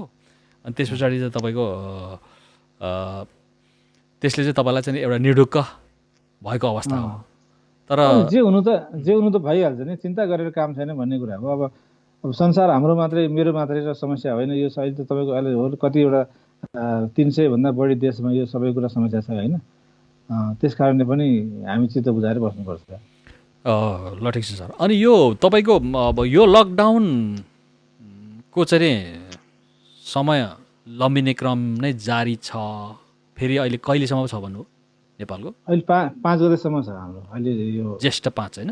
ज्येष्ठ 5सम्म। तपाईँको पूर्वानुमान के छ? अझै बढाउनु पर्छ या बढाउँछन् या के छ तपाईँको ठोकुवा? अब बढाउनुको लागि अहिले पनि तपाईँको उद्योगहरू लगभग 42 प्रकारका उद्योगहरू चलाउने भनेर सरकारले भनिसकेको छ। अनि अब हिँड्नको लागि पनि त्यो आफ्नो सम्बन्धित उद्योगले चिठी लिएर हिँड्न पाउँछ, गाडीहरू पनि बनाएको छ, होइन? र अब यो के गर्नुहुन्छ भन्ने हिसाबमा चाहिँ काठमाडौँको लागि काठमाडौँका पुरै नाका सिल गरिदिएर काठमाडौँ खोल्दाखेरि हुन्छ। तर सार्वजनिक बसहरू चाहिँ अहिले खोल्नु मिल्दैन, त्यो वात्तै आउन सक्छ, होइन? हजुर। र बोर्डरहरू चाहिँ सिल गर्नुपर्छ। बोर्डर तराई एरिया अहिले खोल्नु हुँदैन। खोल्यो भने तपाईँको झन् बढी नै किसिममा आउँछ। किन हाम्रो छिमेकी देशमा त्यो किसिमको आइसकेको छ स्थिति। तपाईँको अहिले आजको डेटमा पनि 66,000 एराउन्ड आइसक्यो त्यहाँ सङ्क्रमण, होइन? अनि त्यो हुनाले नेपालमा ती नआउलान् भन्ने कुरो छैन। अहिले पनि जति आइरहेछन् लुकीछिपी आइरहेको मान्छेहरूबाट नै आइराखेको छ, होइन? त्यो हुनाले अलिकति बोर्डर सिल गरेर अझै हामीले चाहिँ केही 15-20 दिन चाहिँ बोर्डर सिल गरेर अरू जहाँ हाम्रो यो ग्रिन जोन छ त्यहाँ चाहिँ अलिअलि खोल्दै गर्दाखेरि हुन्छ भन्ने म ठान्छु। भन्नुपर्दा तपाईँको बोर्डर चाहिँ कम्प्लिटली सिल गर्नु पर्यो, किनभने उताबाट चाहिँ आयातित मान्छेहरूले चाहिँ धेरै ल्याएको चाहिँ नजिर पनि तथ्य प्रमाण पनि छ हामीसँग। छ त्यो अहिले त्यही उताबाट आइरहेको मान्छेहरू, लुकीछुपी आइरहेको मान्छेहरूमै त्यो सरिरहेको छ, होइन? त्यसले गर्दाखेरि अब नआइज भन्न मिल्दैन आएपछि, होइन? किनभने कति अब यहाँको मान्छेहरू पनि जान खोज्छन्। अब धेरै भारतीयहरू यहाँ निर्भर छन्, हाम्रो नेपालीहरू उता निर्भर छन्, होइन? आफ्नो कामको त्यसरी निर्भर हुनाले त्यो बोर्डर चाहिँ कम्प्लिट रूपमा अझै पनि सिल गर्यो भने कन्ट्रोल हुनसक्छ कि भन्ने हो। तर तपाईँको बोर्डरमा अड्किएका नेपालीहरूलाई चाहिँ कसरी फेरि पूर्ण रूपमा सेफल्यान्ड गराउने त मुलुक? उनीहरूलाई त अब क्वारेन्टाइनमा यहाँ लिएर राखेर नि क्वारेन्टाइनमा राख्नुपर्ने जरुरी हुन्छ, किनभने उनीहरू पनि आफ्नो घरद्वार छ, घर व्यवहार छ, हरेक कुरा हुन्छ होइन। अर्काको ठाउँमा खानु नपाइकन त्यसरी राख्नु चाहिँ मिल्दैन। अहिले बाँकी रहेका जति पनि बोर्डरमा अल्झिएका छन् उनीहरूलाई अविलम्ब चाँडोभन्दा चाँडो व्यवस्थापन नेपाली छन् भने ल्याउनु पर्छ हेर्नुहोस् पर्यो। अनि तपाईँको प्रवासमा भएका नेपाली जो घर फर्कन चाहन्छन्, विशेष गरी मजदुरी गर्न कन्ट्र्याक्टमा गएको मानिसहरू, उहाँहरूलाई ल्याउनु पर्छ पर्दैन? अब ल्याउनु त उहाँहरूलाई पर्ने हो। अहिले पनि मलेसियामा पनि तपाईँ कतिजना मान्छेहरू त्यहाँ सरकारले उनीहरूलाई आमाफी दिएर बसिराखेका छन् भन्छ 7,000 जति होइन। अब त्यो सबै कुरा ल्याउनु पर्ने हो, उनीहरूले नेपाल खोज्ने हो, ल्याउनु पर्ने। तर हाम्रो चाहिँ के छ भने नेपाली लिएर आएर तिनीहरूलाई कहाँ व्यवस्थापन गर्ने भन्ने कुरोमा छ क्या। त्यही त, त्यो कुरोमा त सरकारले चुनौती मोल्नु पर्यो नि त सर। यस्तो बेलामा चुनौती नमोलेर कहिले गर्ने? चुनौती मोल्न चाहिँ खोइ सरकारले चाहेकै छैन। यहाँ के भनिदिन्छन् उनीहरू होइन। चुनौती नमोल्नु जस्तो अहिलेको महासङ्ग्राममा चुनौती सरकारले नमोल्नु भनेको त सरकार नहुनु बराबर होइन र? होइन, अहिलेको यो स्थितिमा त देखिएन त्यो, त्यही कुरा देखियो। अब त्यही अब भारतमै मान्छे आएको बोर्डरमा आएको मान्छे म छिर्छु, मेरो देशमा गएर बस्छु, बरु जे गर्छ गर भन्दाखेरि त मान्छेले सकिरहेको छैन भने अब तपाईँको प्लेन चार्टर गरेर तपाईँको कसरी लिएर होला, उनीहरूले के व्यवस्था गराउला? होइन तपाईँको अब यस्तो छ तपाईँको, अब हामी चाहिँ गरिब मुलुक भन्छौँ होइन, गरिबीको पराकाष्ठमा पुगेको मुलुक भन्छौँ, विकासोन्मुख भन्छौँ, तर हाम्रो चाहिँ वार्षिक बजेट नै सदुपयोग हुँदैन। सबै 60-70% त बजेट त्यतिकै सदुपयोग नभइकन त्यहाँ थाँतिरहन्छ होइन। भनेपछि हामी कस्तो खालको गरिब मुलुक हौँ? त्यो बजेट चाहिँ यस्तो बेलामा प्रयोग गर्दा के हुन्छ ढुकुटीको? त्यो कुराहरू उनीहरूले गर्नु पर्यो नि। हामीले त भनेर हुँदैन होइन। ढुकुटी गरी त अब सरकार हो, उनीहरूले कुन हिसाबमा गर्छ कुन हिसाबमा गर्छ त अब सोच्नै नसकेन के, कहाँ बोल्छ, के गर्छ, कसरी गरिराखेका छन् होइन। उनीहरू फुर्सदै छैन, दौडै छन् होइन, गरिराखेको छु भन्छन् तर खै छैन। त्यसको चाहिँ नि परिणाम आउने मुख छैन। अब त्यसरी विदेशबाट अब खोल्ने बित्तिकै त मान्छे त आउँछ। आज त नयाँ महिना दिन नभए भोलि अर्को महिना त खोल्नै पर्यो। जस्तै तपाईँको हङकङमा के छ भने तपाईँको जति पनि हङकङ रेसिडेन्ट सिटिजनहरू बाहिरबाट आउन चाहन्छन् उनीहरूको लागि प्लेन एकदम चलिरहेछ, ल्यान्ड भइरहेको छ प्लेन, दिनहुँ आइरहेका छन्। तर हङकङ सिटिजन मात्रै इन्ट्री हुन पाउँछन्, अरू सबै ब्यान हो हेर्नुहोस् है। तर उनीहरूले नै बढी ल्याएका छन्, सबै कोरोना भाइरस बोकेर आएका छन् फेरि धेरै जसो। त्यही त तपाईँको त्यो सिस्टम तपाईँहरूको यहाँ हङकङमा छ, अरू देशमा छ। अनि हामी मान्छे के भने दुबई सरकारले म प्लेन चार्टर गरेर 2टा प्लेन पठाउँछु सहज कर भन्दा पनि हाम्रो चाहिँ सरकारले चाहिँ यो हामी अहिले व्यवस्थापन गर्न सक्दैन, कसरी लिएर आउने भन्छ। त्यही त, यो सरकारको उदासीनता चाहिँ यो तपाईँको अब बुझि नसक्नुको एउटा कुरो भयो। अनि फेरि तपाईँको फेरि यस्तो छ नि, तपाईँको अब 2/3 भनिन्छ, 2/3 दम्ब त्यहाँ दिइन्छ। अब 2/3 सरकारले केही गर्नु सक्दैन, व्यवस्थापन गर्नु सक्दैन भने कसले गर्छ? कस्तो सरकारले चाहिँ गर्ने होला धरतीमा? त्यो कसले गर्ने हो? खोइ अब त्यही त एउटा अझ अचम्म लागिरहेको छ मलाई पनि। उनीहरूले कसरी चाहिँ गर्ने हो? उनीहरूलाई किन नदुखेको हो? नेपालीहरूको एउटा आफ्नो नेपालीले त्यो खाडीमा मुलुकमा गएर यसरी पसिना बगाएर त्यो रेमिटेन्स चाहिँ खानुहुन्छ, उनीहरू अप्ठ्यारो पारे बेला हामी ल्याउँछु भनेर भन्न सक्दैन। यो सबै यो तपाईँको खोइ अब। तर इतिहासले एउटा कुरो चाहिँ परीक्षित गर्यो, त्यो भनेको चाहिँ के हो भने तपाईँको दुःख पर्दाखेरि यस्तो महासङ्ग्राम महाविपत्तिको बेला सरकार कानमा तेल हालेर बस्दो रहेछ। सरकारको चाहिँ नेचर त्यस्तो हुँदो रहेछ। अघि तपाईँले कवितामा भने जस्तै होइन, त्यो चाहिँ सरकार त्यस्तो रहेछ भन्ने कुरो चाहिँ अन्तिम पटक पुष्टि भयो। यो चाहिँ अझ मजासँग भयो, पुष्टि चाहिँ भयो। अब फेरि योभन्दा दह्रो पुष्टि हुनु जरुरी छैन। यसैलाई नै मापदण्ड मानेर नेपाली जनताहरूले अब त्यही अनुसारको चाहिँ एक्सपेक्टेसन, आशा, भरोसा, सपना पाल्दा हुने भयो। त्यही हो, त्यो हुनु चाहिँ त्यही हो। आखिर तपाईँ के हुन्छ भने अब नराम्रो भएपछि कुनै बेला राम्रो पनि आउँछ कि। यसले चाहिँ को कति पानीमा रहेछ, कसैले चाहिँ कसलाई हेर्दो रहेछ भन्ने कुरा देखाउँछ क्या। मान्छेको औकात चाहिँ यसले ल्याइदिन्छ। अब नवीन अब जस्तै तपाईँको नेपालको विकासको निमित्त सर्वाङ्गीण विकासको लागि चाहिँ विकासको कुरो चाहिँ कहाँ चाहिँ अल्झिएको रहेछ भन्ने कुरो त अहिले बुझियो नि त केही हदसम्म फरक कोणबाट। एउटा विपत्तिमा परेको आफ्नै नागरिकलाई चाहिँ प्रवासमा बिजोग भएको अवस्थाबाट सेफ ल्यान्डिङ गराउन सक्दैन भने अब देश विकासको कुरा छोडौँ न सर। अहिले विकासको त अहिले कुरै गरेको छैन, विकासमा त उनीहरूको उ नै छैन। अब यो अहिलेको जुन कहाँबाट आयो 81 आएर यो महासङ्ग्रामलाई चाहिँ जित्न सक्यो भने यो ठुलो कुरा हो। तर एउटा चाहिँ सरकारले आफ्नो औचित्य पुष्टि गर्न सक्ने एउटा सुवर्ण अवसर चाहिँ यो थियो, यो थियो, यो इतिहासमा पनि गर्न चाह्यो भने छ, यो सुवर्ण अवसरै हो। यो अवसरबाट हुने हो भनेदेखि तपाईँको एउटा त केही न केही त छ नि, तपाईँको एउटा शक्ति त छ नि होइन। अब त्यो शक्तिलाई यिनीहरूले चाहिँ सही सदुपयोग गर्न सकेन भने त त्यो सिद्धिने बाटो मात्रै हो। त्यही त, जस्तै अब एउटा नयाँ मूल्य मान्यता स्थापित गर्ने एउटा अवसर थियो नि, यो त अवसर हो। जस्तै नेपाली सर्वसाधारण जनताहरू त्यसै पनि निराशाको गर्तमा डुबिरहेका छन्। नराम्रोबाट पनि बेस्ट नराम्रो, सबै नराम्रोबाट पनि राम्रो छान्नुपर्ने बाध्यतामा छन् होइन। अब त्योभन्दा पनि अलिक तल गिरेर अब त्यो नराम्रोबाट छानिएको राम्रोहरू पनि आखिर अलिकति पनि राम्रो भइदिएन नि सर। भइदिएन हो, त्यही दुःखको कुरा त्यही छ, के गर्ने हो। जे होस्, एउटा कुरोको हेक्का नेपाली जनतालाई भयो कि सरकारबाट चाहिँ हामीले केही आशा गर्नु नसकिने रहेछ। त्यो त उहिलेदेखि भएका जो उनीहरू खाडी मुलुकमा पसिना बगिरहेका छन् उनीहरूले त त्यो हेक्का गरिसकेका छन्। हेर्नुहोस्, जो आफ्नो माटोलाई सम्झेर तपाईँको यो दुःख त यहाँ भन्दा पनि दुःख त बाहिर छ नि, त्यहाँ उनीहरूले त्यो गरिसकेका छन् त्यस्तो कुराहरू। त्यसो भए अब नेपाली जनताले आफ्नो देशको विकास कसरी गर्ने त? त्यसो भए अब विकास चाहिँ अब नभएको त भन्न मिलेन।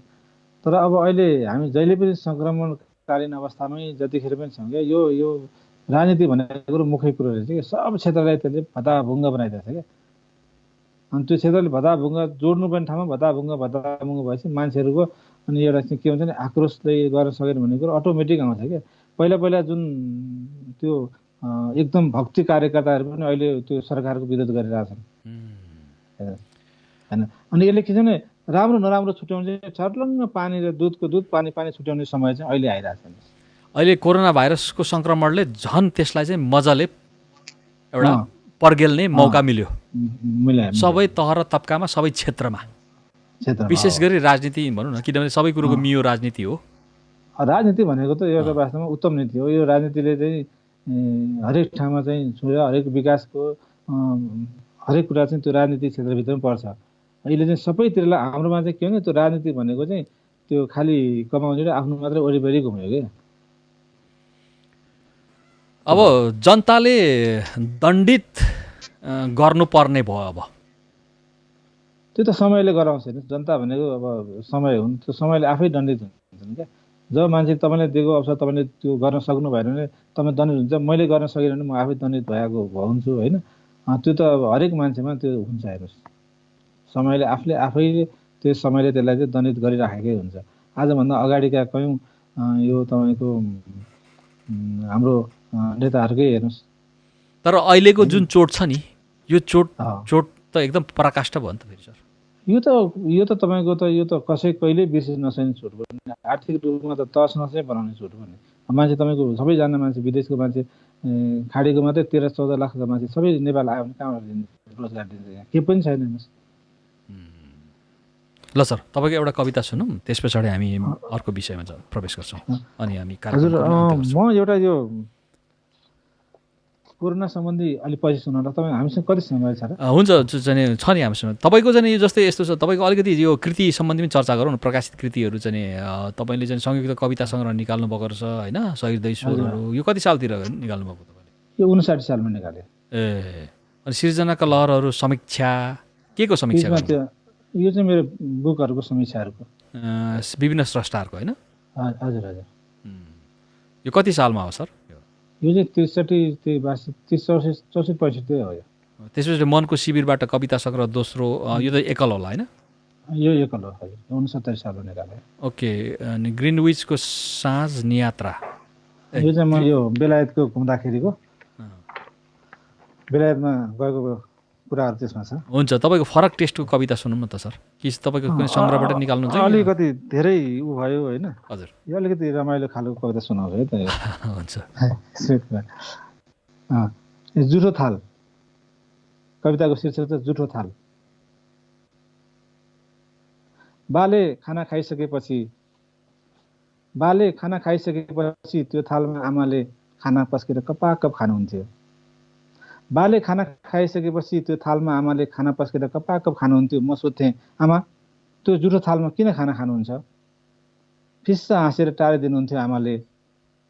निरक्षर मेरी आमालाई हजुरआमाले जे गर्नुभयो त्यसको निरन्तरता म त थाहा थियो, र त आमाको लागि त्यो जुठो थाल त्यत्तिकै प्यारो थियो। मैले बालाई सोधेँ, बा तपाईँको जुठो थालमा आमाले किन खाना खानुहुन्छ? बा अलि रसिक हुनुहुन्थ्यो र भन्नुभयो, जुठो थालमा खाएपछि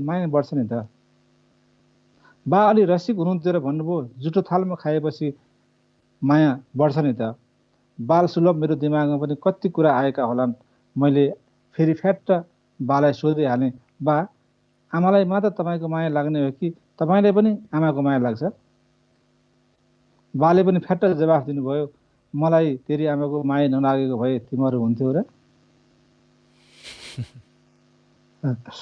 मैले कुरो बुझिन र बुझ्ने कोसिस पनि गरिन। अब बच्चाले के कुरा बुझ्ने होइन?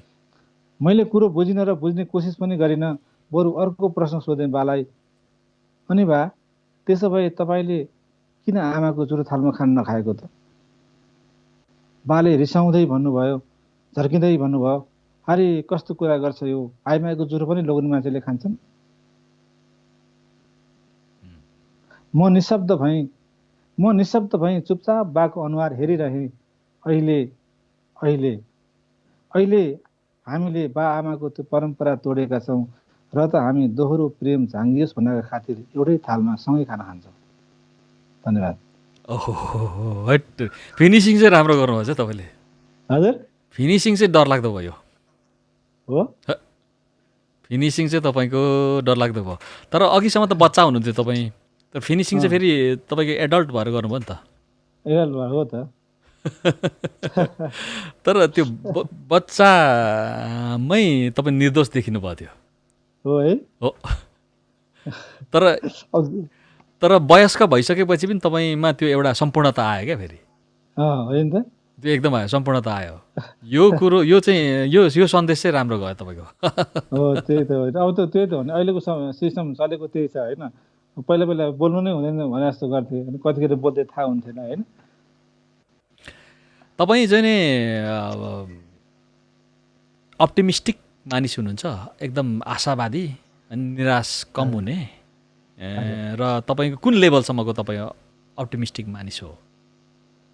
अब यसमा हेर्नुहोस्, म वास्तवमा कर्ममा विश्वास गर्छु होइन। मैले यस्तै गर्छु भनेर म ठुलो उद्देश्य लिएर पनि म कुनै कुरा गर्दिनँ। जे छ वर्तमानमा बाँचिराख्नु, तर कर्म चाहिँ छोड्नु हुँदैन भन्ने खालको मान्छे हो। त्यस हुनाले मलाई कसैप्रति आशा भरोसा पनि लाग्दैन। म आफू कर्ममा लागिराख्ने हो। तर कर्ममा लागेपछि कहिले पनि त्यो मान्छेले चाहिँ निराशा हुँदैन भन्ने कुरो मलाई लाग्छ। यो तपाईँलाई यो सदाबहार सकारात्मक हुने चाहिँ यो टेम्परामेन्ट भनौँ न, एटिट्युड चाहिँ तपाईँले कसरी फर्म गर्नुभयो जिन्दगीमा? यो चाहिँ बुवाबाटै हो मलाई आएको। बुवाले पनि हुन्थ्यो, अब कसैको केही मतलब गर्नु हुँदैन, आफ्नो हिसाबले लाग्नुपर्छ, कसैले गाली गरे पनि बरु सही दिनुपर्छ भन्ने खालको उहाँले भन्नुहुन्थ्यो कि। त्यसको कारणले पनि म आफूलाई चाहिँ यो सकारात्मक सोच्नुपर्ने, अनि यो यस्तो रहेछ भन्ने कुरा होइन, रिस नहुने यस्तो कुराहरू मलाई चाहिँ त्यसरी आयो। जीवन बाँच्ने कला चाहिँ यस्तै हुनुपर्दो रहेछ कि अर्को वैकल्पिक कलाहरू पनि छ जुन तपाईँले पहिला वर्णन गर्नुभएको थियो, अहिले चाहिँ अहिले ल्यान्डिङ हुनुभएको छ? दुईवटा कुरा छ तपाईँको। तपाईँले जस्तो किसिमको बाटो बनाउनु भयो, तपाईँ त्यस्तै किसिमको बाटो हिँड्नुहुन्छ। तपाईँले चाहिँ गोरेटो बनाउनु भने तपाईँ पैदल हिँड्नुहुन्छ, घोडेटो बनाउनु भने घोडा लिएर हिँड्नुहुन्छ। एक लाइनको बाटो भने एक लाइनमा जानुहुन्छ, र 6-8 लाइनको बाटो भने तपाईँ 8 लाइनमा पनि दौडाउन सक्नुहुन्छ। तर त्यो हिँड्नको चाहिँ के छ भने तपाईँको बाटो त हेर्नु पऱ्यो नि। त्यो कुरा तपाईँ आफूमा निर्भर गर्छ क्या। त्यो कुराहरू चाहिँ तपाईँको 8 लेनमा बाटो गरेर म यता र उता लाएर हिँड्छु भनेर हुँदैन होइन। तपाईँको चाहिँ गाडी तपाईँ चलाउनुहुन्छ, सिधा जानुहुन्छ, तपाईँले चाहिँ कुनै कुरा सिग्नल नदिकन तपाईँले यता ल्याउनु अर्का ल्याएर ठोकिदिन्छ होइन। ओभरटेक गर्नुमा ठोक्छ। जित्दै के छ भने आफ्नो वेमा जाने हो, अरूले के गर्छ भने त्यसमा हाल्नु मात्र रहँदैन। जब तपाईँ ओभरटेक गर्न थाल्नुहुन्छ अनि तपाईँ दुर्घटना पर्नुहुन्छ। केही क्षणको लागि तपाईँलाई चाहिँ फाइदा हुन्छ, तपाईँ धनी पनि हुनुहुन्छ, राम्रो पनि बन्नुहुन्छ, तर तपाईँ जब ओभरटेकबाट गइसकेपछि तपाईँलाई अर्को ल्याएर ठोकिदिन्छ। त्यो चाहिँ एउटा कथनको याद आयो मलाई। तपाईँले यदि प्रतिशोधको भावना लिनुहुन्छ, बदलाको भावना लिनुहुन्छ भने दुईवटा खाडल खनिराख्नु, एउटा चाहिँ तिम्रो शत्रुको लागि, एउटा चाहिँ आफ्नै लागि। त्यही हो? त्यही हो एकदम। त्यस हुनाले आफ्नो वे छोड्नु हुँदैन होइन। त्यसलाई चाहिँ विश्वासका साथ जान सकेपछि तपाईँ चाहिँ गन्तव्यमा पुग्नुहुन्छ, अवश्य पुग्नुहुन्छ। अनि जीवन चाहिँ के रहेछ त तपाईँको चाहिँ एउटा कविको दृष्टिमा तपाईँले बाँचेको? वास्तवमा हाम्रो एउटा जीवन चाहिँ अलिकति रहस्यमय छ। हाम्रो जीवन चाहिँ जति बुझेर पनि बुझ्न नसक्ने, गरेर पनि गर्न नसक्ने होइन। तपाईँको आनन्द पनि लिनलाई नसक्ने, आनन्द लियो भने नपुग्ने है। अनि लास्टमा तपाईँको जीवन अन्त्य हुन्छ, त्यो पनि हामी ओहो कहाँ हामी मर्छौँ भने जस्तो हुन्छ क्या। बडो यो जीवन चाहिँ लाग्छ कि कहिलेकाहीँ त यो त्यसो भए कसरी खुसी हुने त? होइन, हामी त यो खुसी हुने चाहिँ धेरै कुराहरू छन् हेर्नुहोस्। हामी साधारण कुरामा तपाईँ मलामी जानु भनेदेखि मान्छेहरूमा यो यस्तो भयो, यस्तो जिन्दगी रहेछ भन्छ, तपाईँ त्यही जन्ती जानुहोस्, मस्तसँग नाचिदिनुहुन्छ। बानै चाहिँदैन क्या हामीलाई खुसी हुनलाई। हेर्नुहोस्, संसार हेर्ने हो, यस्तै हो भने खुसी लिने हो। तर केही छेड्दा तपाईँलाई चाहिँ ऊ हुन्छ, मनमा चाहिँ अलिकति पीडा हुन्छ। तर त्यसपछि हामी फेरि बाँध्न जान्छौँ क्या। संसार भयो तपाईँको भूकम्प आउँदाखेरि हाम्रो ओहो भने जस्तो हुन्थ्यो, भूकम्पको हामीले पीडा सह्यो भने हामी हाँस्यौँ। हामी हाँस्न चाहिँ र बाँच्न चाहिँ जान्ने मान्छे हो क्या नेपालीहरू चाहिँ, जहाँ गए पनि। तर आफ्ना सपना, चाहना, आकाङ्क्षाहरू पुरा नहुँदाखेरि मानिसहरू अक्सर दुखित धेरै समयसम्म रहिरहन्छन् नि। त्यो सपना धेरै ठुलो देख्नु पनि भएन नि त होइन। तपाईँले कतिसम्म देख्नुहुन्छ भन्ने कुरा, तपाईँले जति के गर्नुहुन्छ, म यतिभन्दा माथि सपना देख्दिनँ भन्नु पऱ्यो क्या। फेरि यस्तो छ नि त, आफ्नो क्षमता र आकाङ्क्षा र आफ्नो साइज पनि थाहा नहुनु पनि सक्छ नि त। फेरि त्यो चाहिँ त्यसलाई चाहिँ कसरी देख्ने फेरि? अब त्यो भएर दुर्घटना हुने हो। अहिले तपाईँको नेताहरू दुर्घटना हुने कारण त्यही हो, स्खलित हुने कारण त्यही हो। हेर्नुहोस्, तपाईँको चाहिँ नि घाँटी चाहिँ यत्रो छ, यत्रो हार्ने तपाईँ सरुनु नि। तपाईँ हामी त शाकाहारी मान्छेहरू हो, हामीले मांसाहारी हुँदैन भन्ने कुरो दिमागमा हुनु पर्यो नि। म यति हार्ड लिन सक्दिनँ भन्ने कुरा आफ्नो क्यापेबल आफूमा राख्नु पर्यो। तर त्यो कुरा चाहिँ हाम्रो यहाँ चाहिँ छैन, राख्दैनन्। त्यो उनीहरूले गर्दाखेरि दिन प्रतिदिन घाँडो भइराखेको हुन्छ है मान्छेलाई। मान्छे त्यसकारण दुखित हुने गर्दछ, किनकि उसले आफ्नो धरातल थाहा नपाएर। म त उद्देश्य, हामी त कसैले उद्देश्य चाहिँ लिने हो, तर कर्ममा विश्वास गर्नु पर्यो। तर हामी कहाँ के छ भने अहिले चाहिँ इजी मनी कमाउने छ क्या, तुरुन्तै धनी भइहाल्ने, अनि त्यसलाई चाहिँ मेहनत नगर्ने, त्यस्तो खालको परम्परा धेरै भयो कि हाम्रो यो चाहिँ तपाईँको लगभग प्रजातन्त्र आएपछिका दिनहरूबाट यी कुरा सुरु भए। अनि विकृतिहरू आए, अनि हामी तपाईँको मान्छेको पनि भ्यालु, पैसाको पनि भ्यालु यसरी कम हुँदै गयो भनेपछि। तर हामीले आफ्नो चाहिँ सपनाको साइजलाई चाहिँ आफ्नो ठाउँमा राख्यौँ भने त्यति साह्रो हामी दुखित भइहाल्ने स्थिति आउँदैन। अनि अक्सर जस्तै एउटा कुरा गरौँ, तपाईँको चाहिँ लेख्ने तपाईँलाई मुड चल्नुपर्छ कि तपाईँ जहिले पनि लेख्न सक्नुहुन्छ, के छ? यस्तो हुन्छ तपाईँको मुड भन्ने कुरो। अब एक त म अब व्यावसायिकता भने व्यावसायिक मान्छे भएको हुनाले व्यवसायमा पनि तनावै हुन्छ होइन। तर त्यो व्यावसायिक तनाव चाहिँ घरमा आएर तनाव नलिने कि व्यवसायमै छोडिदिने हो। तपाईँ एउटा व्यक्तित्व, एउटा व्यवसायी र एउटा लेखक, त्यसलाई चाहिँ समानान्तर लानुपर्ने दशा छ। हजुर, लानुपर्छ। तर तपाईँ व्यवसायमा भएको बेला तपाईँको लेखकलाई चाहिँ घरमै छोड्नुहुन्छ या कतै राख्नुहुन्छ? त्यसलाई छोडिदिने, खल्तीमा राख्ने हो त्यसलाई। मैले त्यहाँ गएर त्यो सुरु गरेँ भनेदेखि त अब म त अब मेरो त त्यो बिग्रिन नै सक्छ नि होइन। तपाईँको लेखकीय कर्मले तपाईँको व्यवसाय सञ्चालनमा पनि परोक्ष रूपमा त्यसको पनि कुनै एउटा चाहिँ भनौँ न एउटा पोलिसीमा, डिप्लोमेसीमा, हात छ कि होइन त्यो त फरक पर्छ। क्रिएसन हो तपाईँको। एउटा क्रिएसन भने कस्तो हुन्छ भने तपाईँले चाहिँ नि एउटा कविता लेख्नुभयो अथवा तपाईँले एउटा आर्टिकल लेख्नु, त्यो क्रिएसन हो। अनि तपाईँले व्यावसायिकमा एउटा तपाईँले चाहिँ नि स्याम्पलिङ क्रिएसन गर्नुभयो, त्यो एउटा क्रिएसन हो।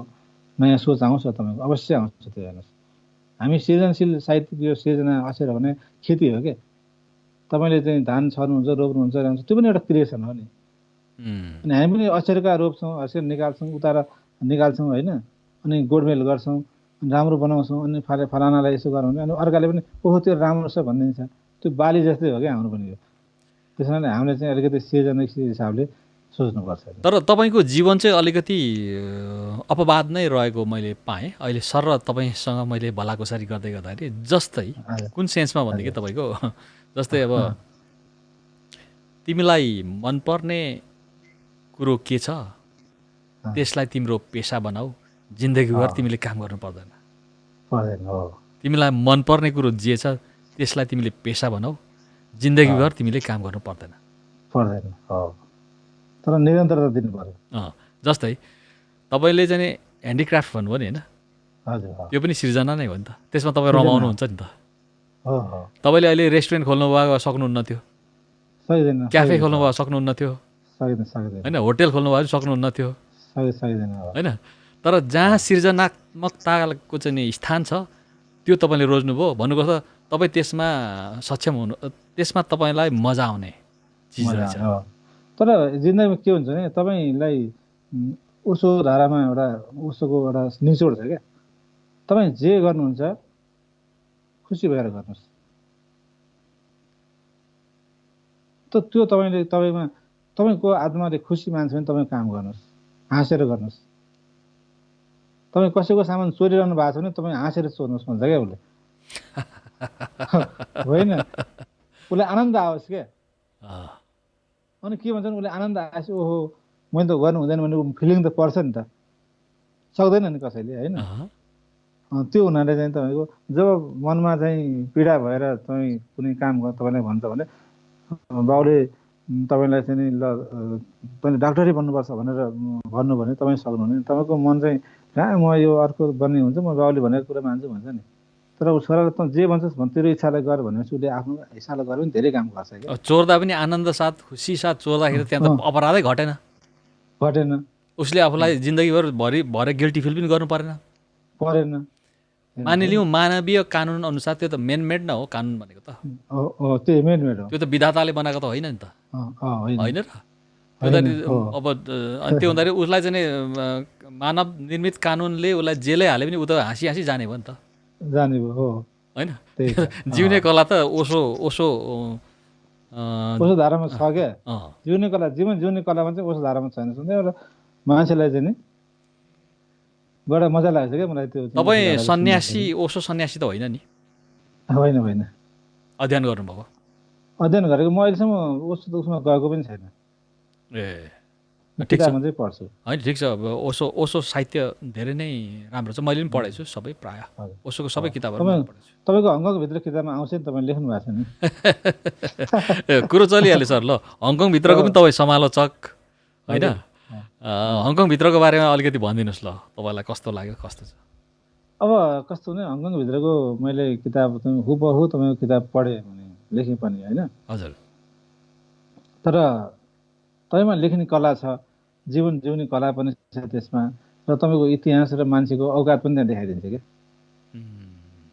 तपाईँ फ्याट त कहिलेकाहीँ आइदिनुहुन्छ, उसमा आइदिनुहुन्छ, कहिलेकाहीँ फ्याट चाहिँ तपाईँको त्यो मुस्लिम गुरुहरूको कुरा राखिदिन्छ, कहिलेकाहीँ त्यो फ्याट तपाईँको उता अर्को त्यो दर्शन शास्त्रीहरूको कुरा राखिदिन्छ, त्यसपछि मानव उत्पत्तिको कुरा राखिदिनुहुन्छ क्या। नियात्रा भन्दा पनि हङकङभित्र तपाईँ आयो, तर हङकङभित्र खोजिराख्ने विश्व ब्रह्माण्ड नै तपाईँले राखिदिएको छ त्यो किताबमा चाहिँ। मेरो एनालाइसिस त्यस्तो छ।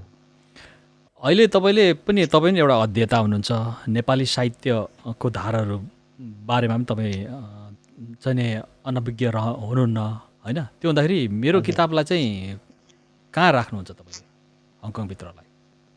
शैलीगत हिसाबले, प्रस्तुतिको हिसाबले, विषयवस्तुको हिसाबले, या अब विषयवस्तुको हिसाबले भन्नुपर्दाखेरि तपाईँको किताबमा चाहिँ एउटा यात्रा संस्मरणको बारेमा तपाईँ जानुभयो, अनि यात्रा संस्मरणभित्र बसेर तपाईँले लेखेको त्यो त आम विषयले नै हो, त्यो विषयवस्तुमा तपाईँको कुनै छैन होइन। विषयवस्तु चाहिँ एउटा लगभग सबैले सोच्छ नै, तर प्रस्तुतिमा ती कुराहरू आउँदैनन्। हजुर हजुर। अनि कला पक्ष तपाईँको एकदम बलियो छ, प्रस्तुति तपाईँको जो पनि जान्छ लेख्छ, त्यो कुरै भएन विषय त होइन। तर प्रस्तुतिको र कला शिल्पको हिसाबमा तपाईँको किताबमा चाहिँ तपाईँ टक्क जानुहुन्छ त्यो त्यो हङकङको ठाउँमा पनि त्यहाँ गाईगोठ छ र हङकङमा पनि भनेको तपाईँमा पर्छ, तर त्यहाँ गाईगोठ हुन्छ, बारी हुन्छ, जोतिराखेको हुन्छ होइन, मान्छे गरिब हुन्छन्। हामीले भन्छौँ ओहो हङकङमा त्यस्तो पनि थियो र ठाउँ भनेर पहिलाको लेखे हो कि भने जस्तो मैले पनि सोधेँ क्या। तर तपाईँले वर्तमान लेख्नुभयो नि होइन, यस्तो विकसित ठाउँ पनि त्यस्तो मान्छे हुन्छन्, गाई पालेर बस्छ, त्यहाँ उगेर उता गरेर बस्छ, यत्रो पहाड हुन्छ होइन। त्यो एउटा पक्ष चाहिँ तपाईँको बलियो पक्ष छ क्या, त्यो तपाईँको प्रस्तुति कला शिल्प पक्ष चाहिँ राम्रो छ। भन्नुको अर्थ एउटा अर्डिनरीली एउटा पाठकले हङकङ भन्ने बित्तिकै जे चाहिँ आकलन गरेको हुन्छ मानसमा त्यो पाउँदैन, अरू चिज पनि पाउँदैन। अनि हङकङको पुरा इतिहास राखिदिनु भएको छ तपाईँले, हङकङ कसरी आयो, हङकङमा कहाँ के भयो होइन, हङकङ कुन हिसाबमा आयो, यी कुराहरूले जोड्दाखेरि तपाईँको एउटा गाइड बुक पनि काम लाग्छ क्या। त्यो तपाईँको पैदल यात्रा हुनु पऱ्यो अथवा जानु पऱ्यो नि, त्यसले काम लाग्यो। त्यहाँ हङकङ जाँदाखेरि पनि त्यो किताब पढेर गयो भने ओहो यस्तो रहेछ भन्ने कुरा पनि बुझ्छ होइन।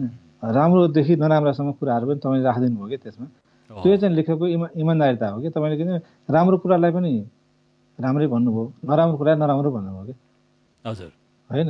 त्यो कुरा चाहिँ हामीले त्यो छुट्याइदिनुपर्छ क्या, न त भनेदेखि मान्छेले के भन्छ भने यो यस्तो हो ऊ यस्तो हो भन्ने कुराले चाहिँ अलिकति फरक पार्छ। जस्तै मैले चाहिँ त्यहाँ मैले बुझेअनुसार चाहिँ मैले चाहिँ जस्तै तुलनात्मक हिसाबले राखेको छु नि त होइन। एउटा एकदम तपाईँ सन्तुलन मिलाउनु भएको छ कि तपाईँले। अब तपाईँको मानव त चार्ल्स डार्विनको कुरा गरिदिनु भएको छ होइन होइन। अब त्यो मान्छेले पढ्दाखेरि तपाईँको त्यो चार्ल्स डार्विनको किताब पढ्नु पऱ्यो नि त होइन, बिना अध्ययनले त त्यहाँ कुरा आएन होइन। अब त्यो अध्ययन चाहियो, अनि फ्याक्ट कुराहरू त्यहाँ छ क्या तपाईँको। जस्तै तपाईँको विकासवादलाई मेरो किताब छिचोल्ने मान्छेले कतिको बुझ्छ विकासवादलाई? व्यावहारिक रूपमा चल्यो भने त धेरै बुझ्छ, तर अब उनीहरूको बुझ्ने कुरा हो। जस्तै विकासवादको चाहिँ व्याख्या गरिन्छ नि नेपालमा पनि विद्वानहरूले गर्छन् होइन, गर्छन् लेख्छन् पनि। तर मेरो किताब पढिसकेपछि विकासवादलाई कसरी बुझ्छन् सर? अब तपाईँको किताबबाट चाहिँ मान्छेले के छ भने अब कसरी बुझाउनु भने तिनीहरूलाई त खोइ यिनीहरूलाई त यो किताब त वास्तवमा हाम्रो यो मान्छेलाई त राजनीतिकहरूलाई पढाउनु पर्ने किताब हो यो होइन। यो चाहिँ अब अरू आम पाठक हुँदा पनि राजनीतिक नेता यो किताब पढेर कसरी यो यस्तो मान्छेमा यस्तो छ ल यो गरेर भनेर देखाउनु पर्ने हो, तर उनीहरूले त्यो पढ्दैनन्। हामीले चाहिँ पढ्दाखेरि चाहिँ हामीले चाहिँ आनन्द त लिन्छौँ हजुर होइन त्यो किताबबाट, हामीले त्यसलाई इम्प्लिमेन्ट गर्न सक्दैनौँ क्या। त्यो हाम्रो जो हातमा हाम्रो हैसियत नभएर हामी हैसियत नभएर तपाईँ हामी त्यो बनाउन चाहिँ सक्दैनौँ। किताबबाट ओहो तपाईँ किताब चाहिँ राम्रो, तपाईँलाई त्यही किताब मार्फत तपाईँसँग जोडिन् होइन, मलाई मन परेर तपाईँ जोडिनु नि होइन। किनभने तपाईँको कला तपाईँको क्षमता त्यो किताबमा देखियो नि त। त्यो क्षमता देखाउनु पर्ने ठाउँ चाहिँ हाम्रो नेपालमा हो, तर यहाँ चाहिँ जस्तो क्षमता देखाउने क्षमता प्रदर्शन गर्ने ठाउँ नै छैन क्या तपाईँ हाम्रो। अनि हाम्रो कुरा कसैले सुन्दैन। अनि त्यो हुनाले अलिकति चाहिँ पढाउनु पर्ने चाहिँ उनीहरूलाई हो, राजनीतिक अध्येताहरूलाई। राजनीतिक गर्छु भने देश विकास गर्छु भन्ने मान्छेले त्यो किताब पढायो भने सानो कुराले क्या। मैले भन्नु खोजेँ तपाईँको 200 वर्ष अगाडि युकेमा जति पनि मान्छेहरूले उसले के गर्दैछन् भने देश बनाइदिएर छन् क्या मान्छेलाई। जबकि हाम्रो नेपालीहरूले खानको लागि पनि त्यो गाउँको पोकाहरू मागेर दिनुपर्थ्यो होला त्यतिखेर हेर्नुहोस् है। तर उनीहरूले त 200 वर्ष मेरो पुर्खा यो मेरो भविष्य सन्ततिहरूलाई यो काम लाग्छ भने तपाईँको सुरुङदेखि लिएर तल तपाईँको त्यो ट्रेनदेखि लिएर सबै आफ्नो विकास कति छ हेर्नुहोस् त त्यहाँ। हामीले अहिलेको लागि सोच्ने होइन रहेछ क्या, भविष्यको लागि सोचिने रहेछ। त्यो कुरा चाहिँ हाम्रो यो गभर्मेन्टबाट कहिल्यै सोचेन। त्यहाँको ट्राफिक लाइट 2 वर्ष अगाडि त मान्छेहरू गर्थ्यो नि, 100 नै वर्ष 85 वर्ष अगाडि पनि हाम्रो यहाँको प्रधानमन्त्री त्यहाँ घुमेर आए, खाएर आए। तर त्यहाँको चाहिँ ट्राफिक लाइट त यहाँ उनीहरूले बन्दोबस्त गर्न सक्दैन भने अरू के गर्छन्? अब यो नेपालको कृति जति पनि साहित्यिक या असाहित्यिक कृति मध्येमा हङकङभित्रलाई चाहिँ कुन किताबसँग दाँच्नु मिल्छ यदि यस्तै खालको सिमिलर कुन चाहिँ छ होला सर? अब हेर्नुहोस्, किताबमा आफूलाई किताबमा तान्नु भन्दाखेरि तपाईँको आफ्नो एउटा विशिष्टताको कुरा हुन्छ। अब यो फलानुबाट त्यो किताबभन्दा तान्नु भन्ने कुरा चाहिँ त्यो आफैमा चाहिँ एउटा कमजोरीपन हो। तपाईँको आफ्नोको लेखन दाँजेर पनि दाँजिँदैन क्या त्यो किताबमा। यहाँ तपाईँको कसैले चर्चा अब 2जना 4जना पत्रकारले मजासँग लेखिदियो भने त्यो ठुलो कुरा हुन्छ, तर पढ्न थाल्यो केही पनि हुँदैन। हेर्नुहोस् होइन, अब यो दाँज्ने कसरी भन्ने कुरा हुन्छ होइन। तपाईँको दर्शन छ, कला छ, साहित्य छ, यात्राको वर्णन छ, यी कुराहरू सबै ठाउँमा एउटा भएको किताब छ। त्यो किताबलाई चाहिँ अब किताबहरूसँग चाहिँ अहिलेको वर्तमानका किताबहरूसँग दाँज्नुभन्दा पनि तपाईँको आफ्नो अलग्गै विशिष्टता छ क्या त्यसको। ए हजुर, त्यो ठिक छ। त्यो पनि एउटा चाहिँ विशिष्ट तुलना नै भयो नि होइन सर? मैले त्यो मात्रै बुझ्नु खोजेँ खासै। म चाहिँ कहाँ रहेछु भन्ने, मेरो लेखन चाहिँ कहाँ रहेछ भन्ने मात्रै। अब किनभने त्यो त अध्येताले मात्रै बुझ्छ नि त, मैले त भनेर भएन होइन। मैले बुझ्दाखेरि चाहिँ अब तपाईँलाई फलानुको यो कृतिसँग योभन्दा दाँज्नु भन्दाखेरि तपाईँको त्यो कृति र त्यो कृतिमा फरक हुन्छ। नियात्रा कृति यहाँ छ न, दुनियाँ नियात्रा कृतिहरू मान्छेले लेखेका छन् होइन, लेखेका छन्। पढ्न थाल्यो अनि छोरी ज्वाइँ भेट्न अमेरिका भनेको छ, छोरी ज्वाइँले यसो गर्यो भनेको छ, अनि रक्सी खायो भन्ने कुरा छ, यस्ता कुराहरू धेरै कुरा आउँछन् क्या। मैले त्यो एउटा अध्यात्म र विज्ञानको संश्लेषण निकालेर एउटा मान्छेलाई एउटा होलनेसमा लानु खोजेको एउटा चाहिँ तपाईँले फ्युजन गर्नु खोज्नु भएको छ, त्यो राम्रो छ क्या। त्यो चाहिँ कस्तो लाग्छ? त्यसैले तपाईँको विशेषतामा आयो नि। मैले भन्न खोजेको चाहिँ तपाईँले ती सबै कुरालाई एक ठाउँमा ल्याइदिनु भयो, अनि एक ठाउँमा ल्याएपछि तपाईँको त्यसले चाहिँ एउटा विशेषता ल्याइदियो क्या। तपाईँ नियात्रा मात्रै भनेको अथवा हङकङभित्रका कुरा मात्रै लेखायो त्यो आउँथेन। तपाईँले त्यो अध्यात्म अनि विज्ञानका नजोडिदिएको भएदेखि तपाईँको त्यो कृतिको अलगै हुन्थ्यो। तर मैले त्यहाँ लिडे ढिप्पी या त्यहाँ दुराग्रह या आफ्नै किसिमको आग्रह त गरेको छुइनँ नि त्यहाँ छैन। तपाईँले आफ्नो गरे, मैले त्यही भन्दैछु। तपाईँले आफ्नो किसिमको तपाईँले त्यहाँ छोड्नु भएन। तपाईँले यस्तो गरे उस्तो गऱ्यो भने तपाईँ जहाँ जानुहुन्छ तपाईँको त्यो प्रकृतिसँग ठ्याक्क मेल खाइदिन्छ।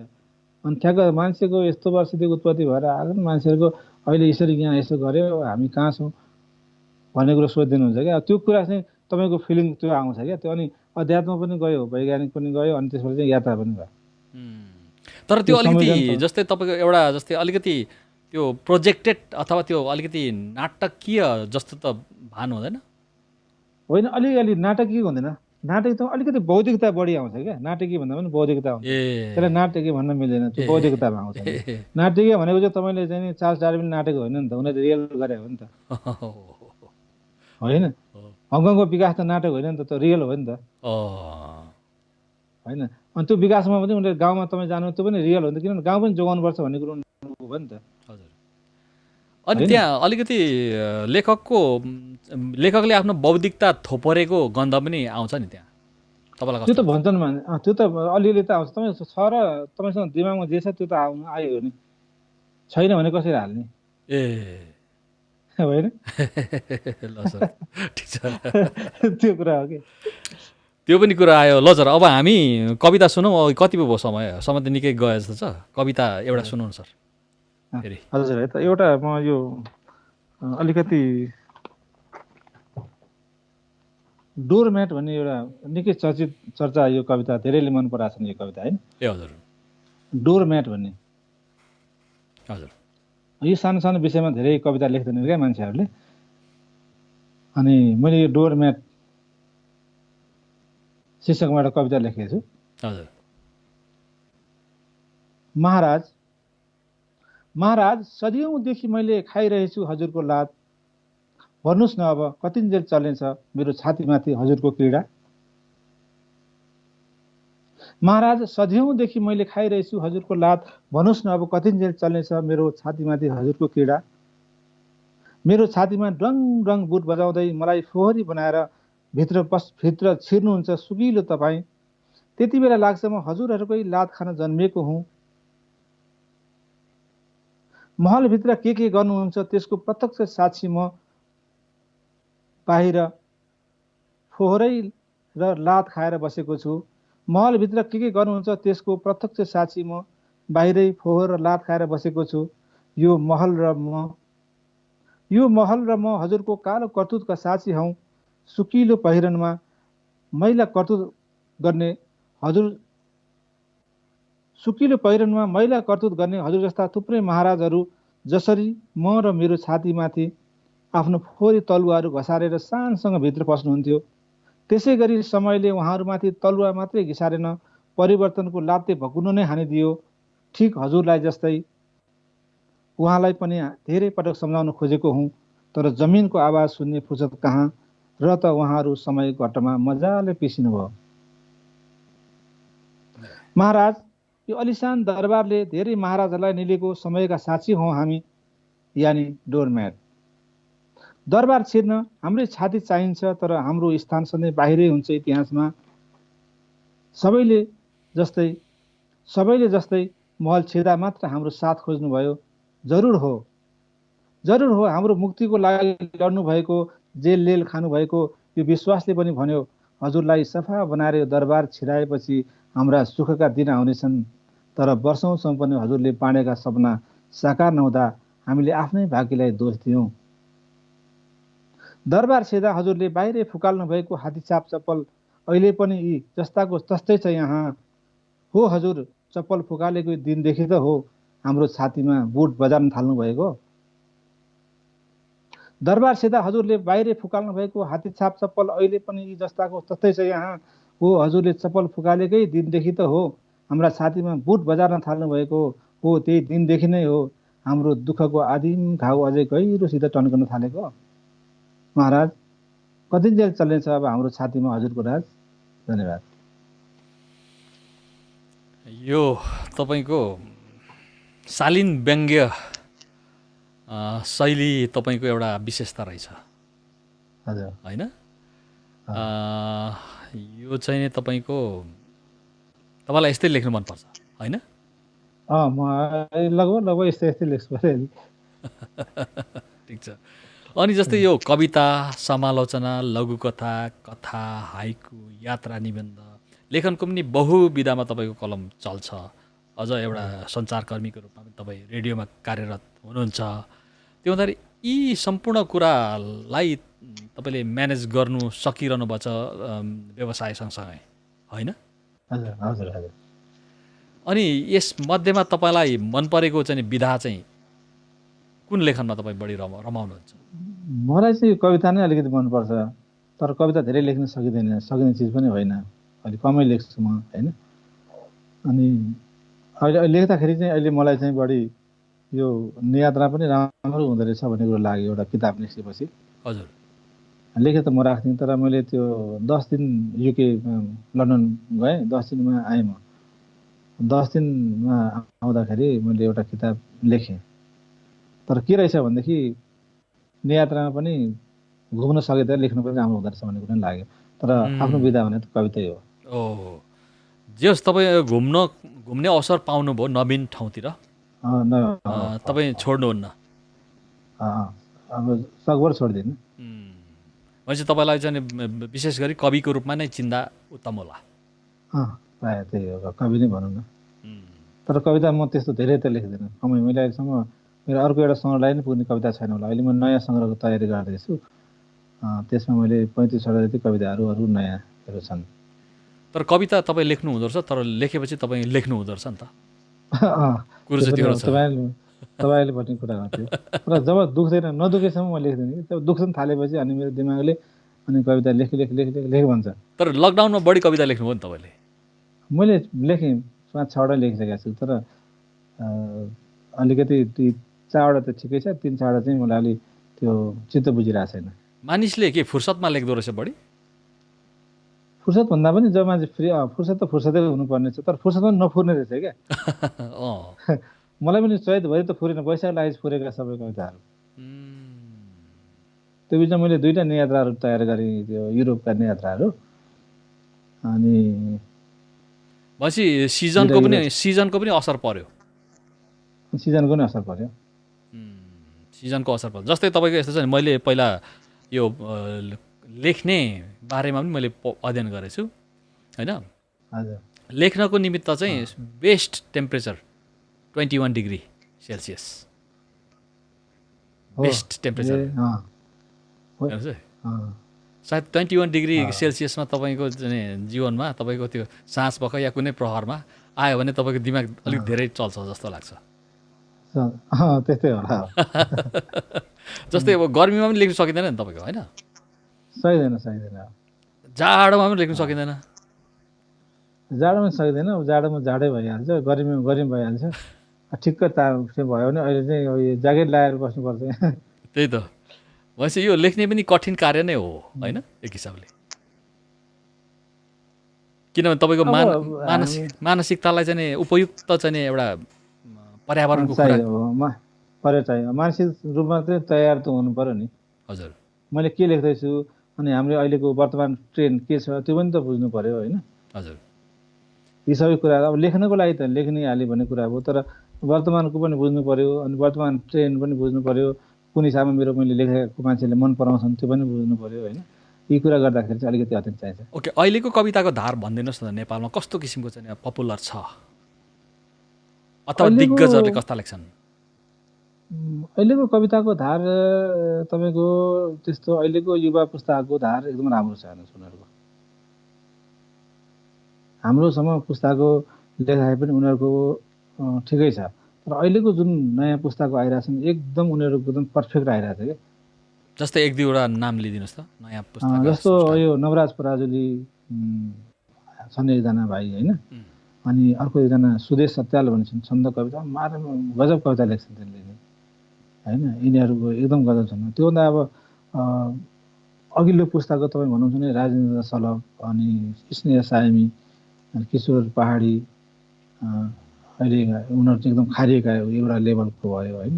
अनि त्योभन्दा पछिल्लो भन्नुहुन्छ भने तपाईँको भुपिन, अनि तपाईँको भुपिन व्याकुल चितवन, अनि सुमन घिमिरे चितवन, अनि अर्को तपाईँको एकजना मनु मन्जिर हुनुहुन्छ विराटनगरका, अनि सुमन पोखरेल हुनुहुन्छ, अनि गीता त्रिपाठी, अनि धेरै लेभल मान्छेको छ कि त्यो एउटा चाहिँ त्यो लेभलको कविताहरू राम्रो छन् कविताहरू। त्यस्तो कविता लेख्ने मान्छे छ्या भन्ने खालको छैन। अब धेरैमा त तपाईँको धेरै भइदाखेरि त केही न केही त भइहाल्छ, होइन? तर समग्रमा हिसाब गर्दाखेरि त्यो कविताको एउटा चाहिँ स्थिति चाहिँ अहिले चाहिँ राम्रो छ। अहिले निबन्धको अवस्था बारेमा पनि प्रकाश पारिदिनुहोस् न। निबन्धमा तपाईँको एउटा कुरा छ, अब अहिले निबन्ध भन्ने कुरा चाहिँ शङ्कर लामिछानेको जस्तो निबन्ध लेख्ने अब त्यो किसिममा चाहिँ अलिकति कम छ। अब यात्रा संस्मरण लेख्दाखेरि संस्मरणलाई पनि निबन्ध बनाइदिनु भएको छ अहिले चाहिँ, हो, होइन? त्यो हुनाले चाहिँ अलिकति निबन्धमा विधाको रूपमा मान्छेले पठनको हिसाबमा राम्रो छ, लेखनकोमा चाहिँ औँलामा गर्न सक्ने खालका मान्छेमा चाहिँ यो फलानुको चाहिँ राम्रो छ भन्ने हुन्छ। निबन्धमा अहिले चर्चित को हुनुहुन्छ? जस्तै इन्क्लुडिङ नियात्रा सङ्ग्रह पनि निबन्धमै पारिहाल्नु तपाईँले, होइन? त्यो चाहिँ अब त्यो चाहिँ आउँछ, नियात्रा संस्मरणमा आउँछ कि त्यो पनि निबन्धको एउटा विधा हो, होइन? त्यसमा कुनै कुरो भएन। तर अहिले चाहिँ यहाँ निबन्धमा जस्तो हेर्ने भनेदेखि श्रीराम श्रेष्ठ रोदन हुनुहुन्छ, उहाँको निबन्ध पनि राम्रो छ। तर पाठकले यदि नपढेका मान्छे एकदम राम्रो अब घिमिरे भन्ने हुनुहुन्छ चितवनमा, उहाँको तपाईँको निबन्ध पढ्नु यति जीवन्त लाग्छ निबन्ध। तर उहाँ चाहिँ के भने अलिकति त्यति प्रचारमै नआउने, किताबहरूले छापिन्छन्, कहाँ बेच्छन्, मतलबै छैन क्या, होइन? त्यो छन्। अनि अहिलेको निबन्धमा हाम्रो युवराज नयाँ घरे पनि राम्रै छन्, उहाँको राम्रो छ, होइन? अब मान्छेहरू छन् देश अहिले धेरैजना गर्न सक्ने खालको क्या, 10-20जना मान्छेहरू भन्दा बढी चाहिँ नियात्रामा लागेको त्यो निबन्धमा लागेको छैन।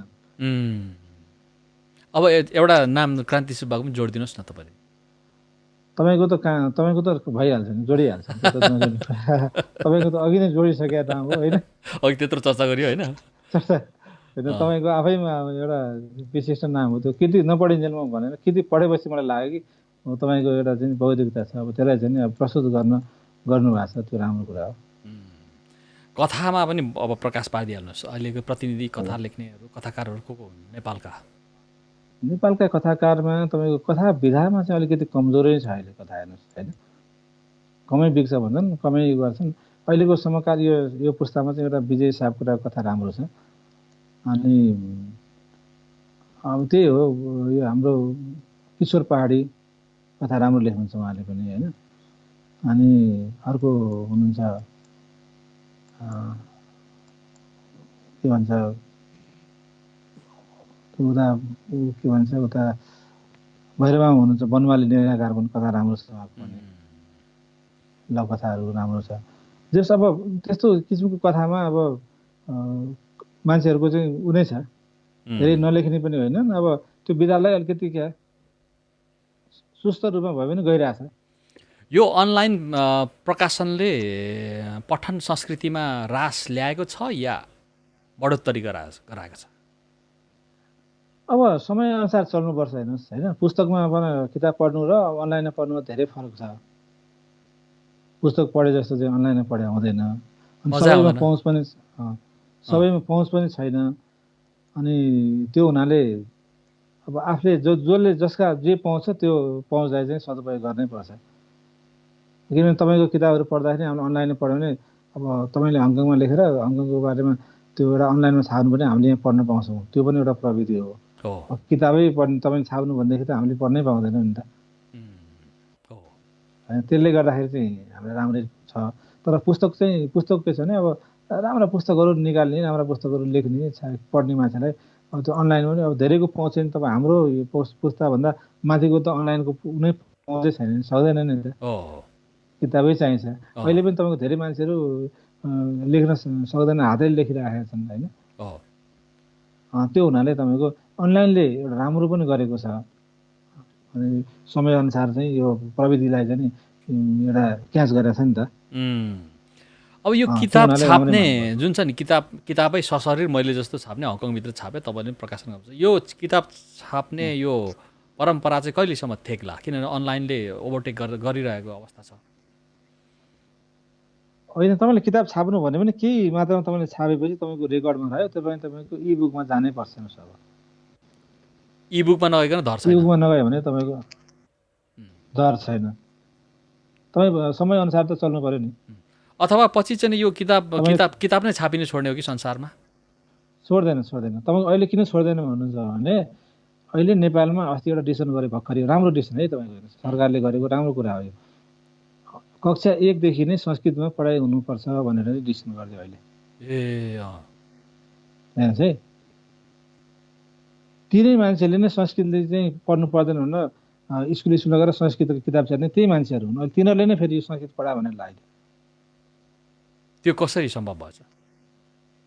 अब यो विश्वव्यापीमा अब अमेरिकाको ट्रम्पले पनि उहाँ वेदको बाणी लगाएर चाहिँ अस्ति त्यो स्वच्छ शान्ति गरेर यो कोरोना भएको छ कि भनेर मान्छेको विश्वास त्यहाँसम्म आएछ कि क्या होइन। बुझ्नु के अरे ट्रम्पको जीवनी मैले नि पढेको हो। उनी त वास्तुमा त विश्वास गर्दिरहेछन्।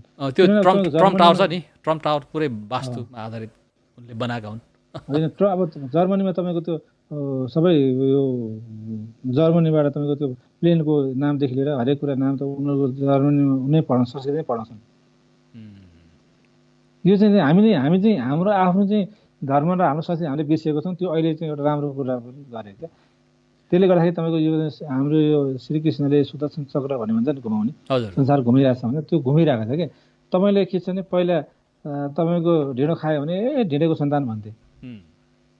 अहिले मान्छेले सहरमा ढिँडो खानु पर्यो किनभने भात खानु हुँदैन सुगरले।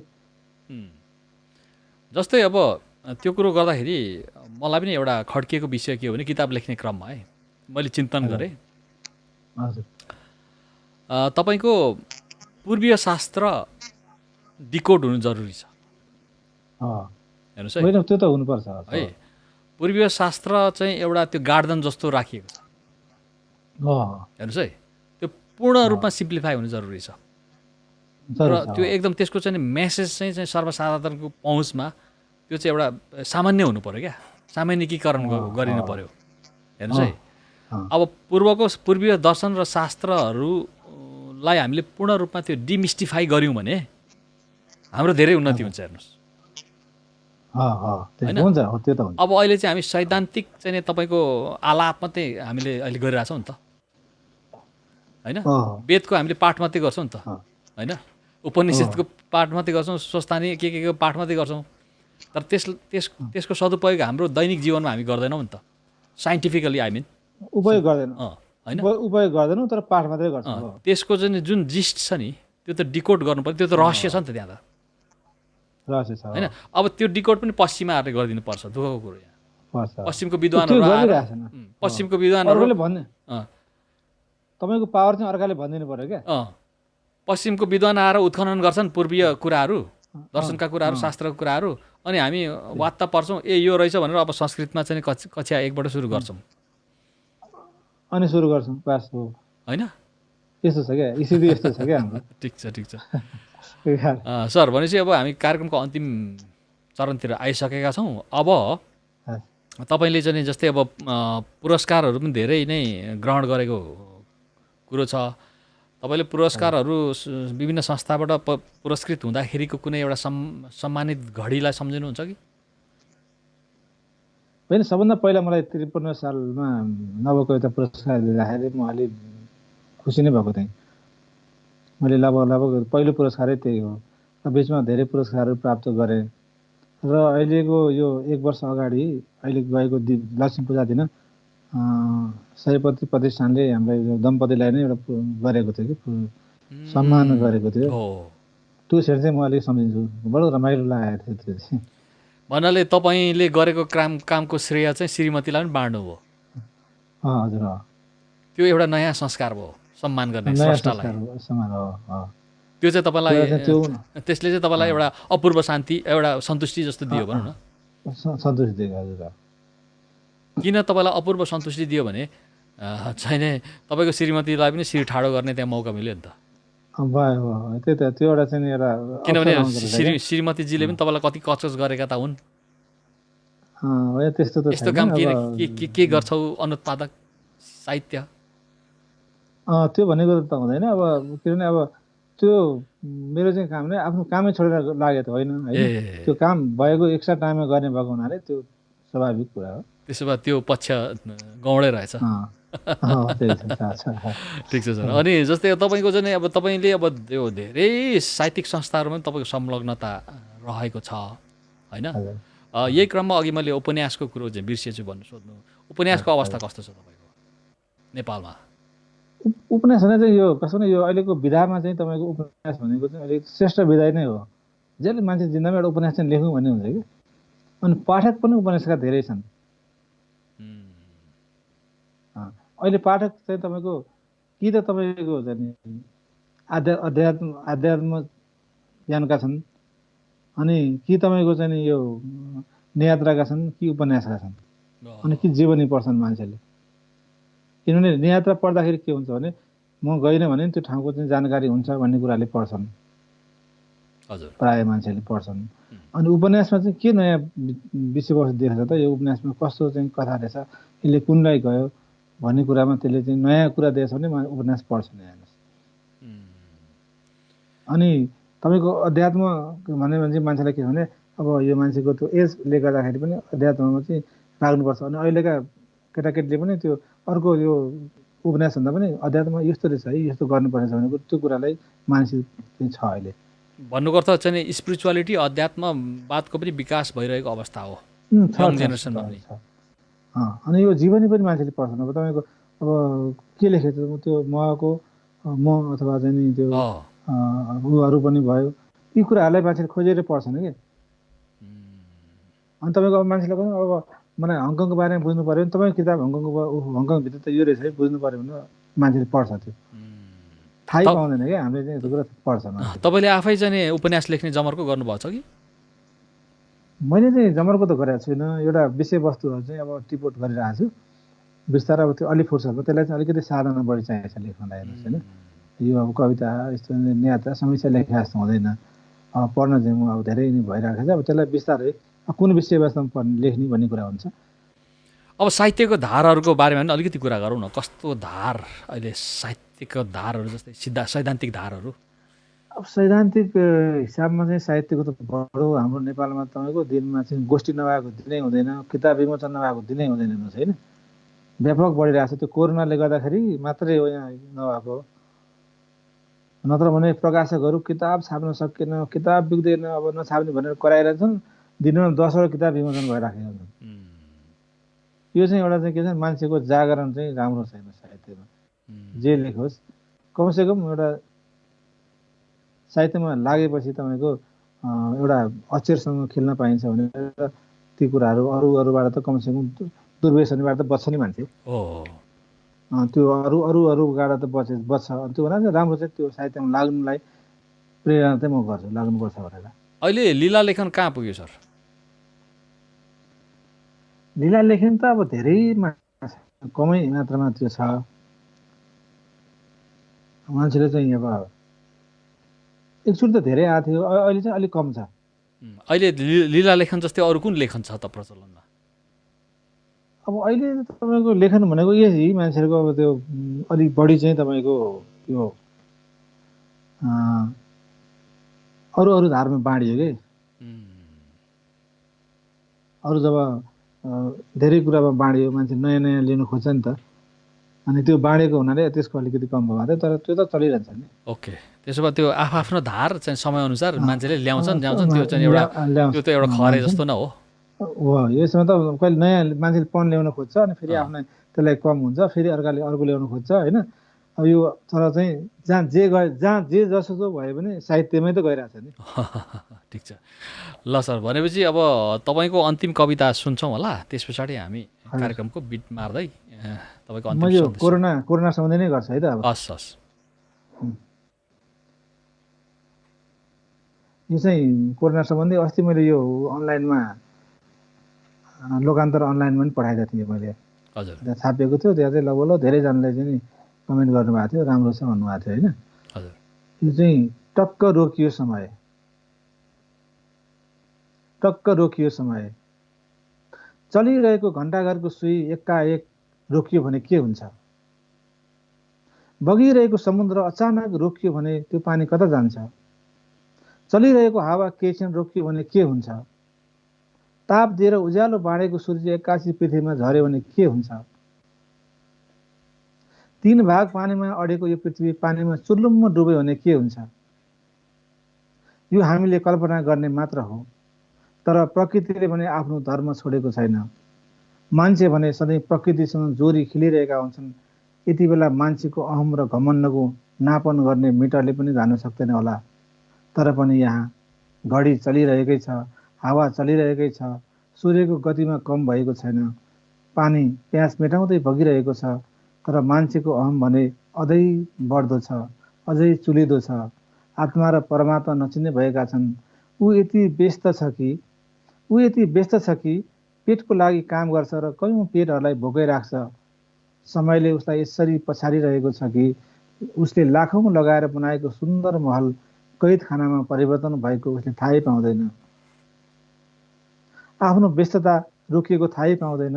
ऊ जस्ता कयौं मान्छेका काग रीतिको उसले मजाक ठान्छ। मान्छेको घाँस बाँस जीवन र बाँच्ने अधिकारको खिल्ली उडाउँछ, तैपनि ऊ अहमको पहाड चढिरहेछ।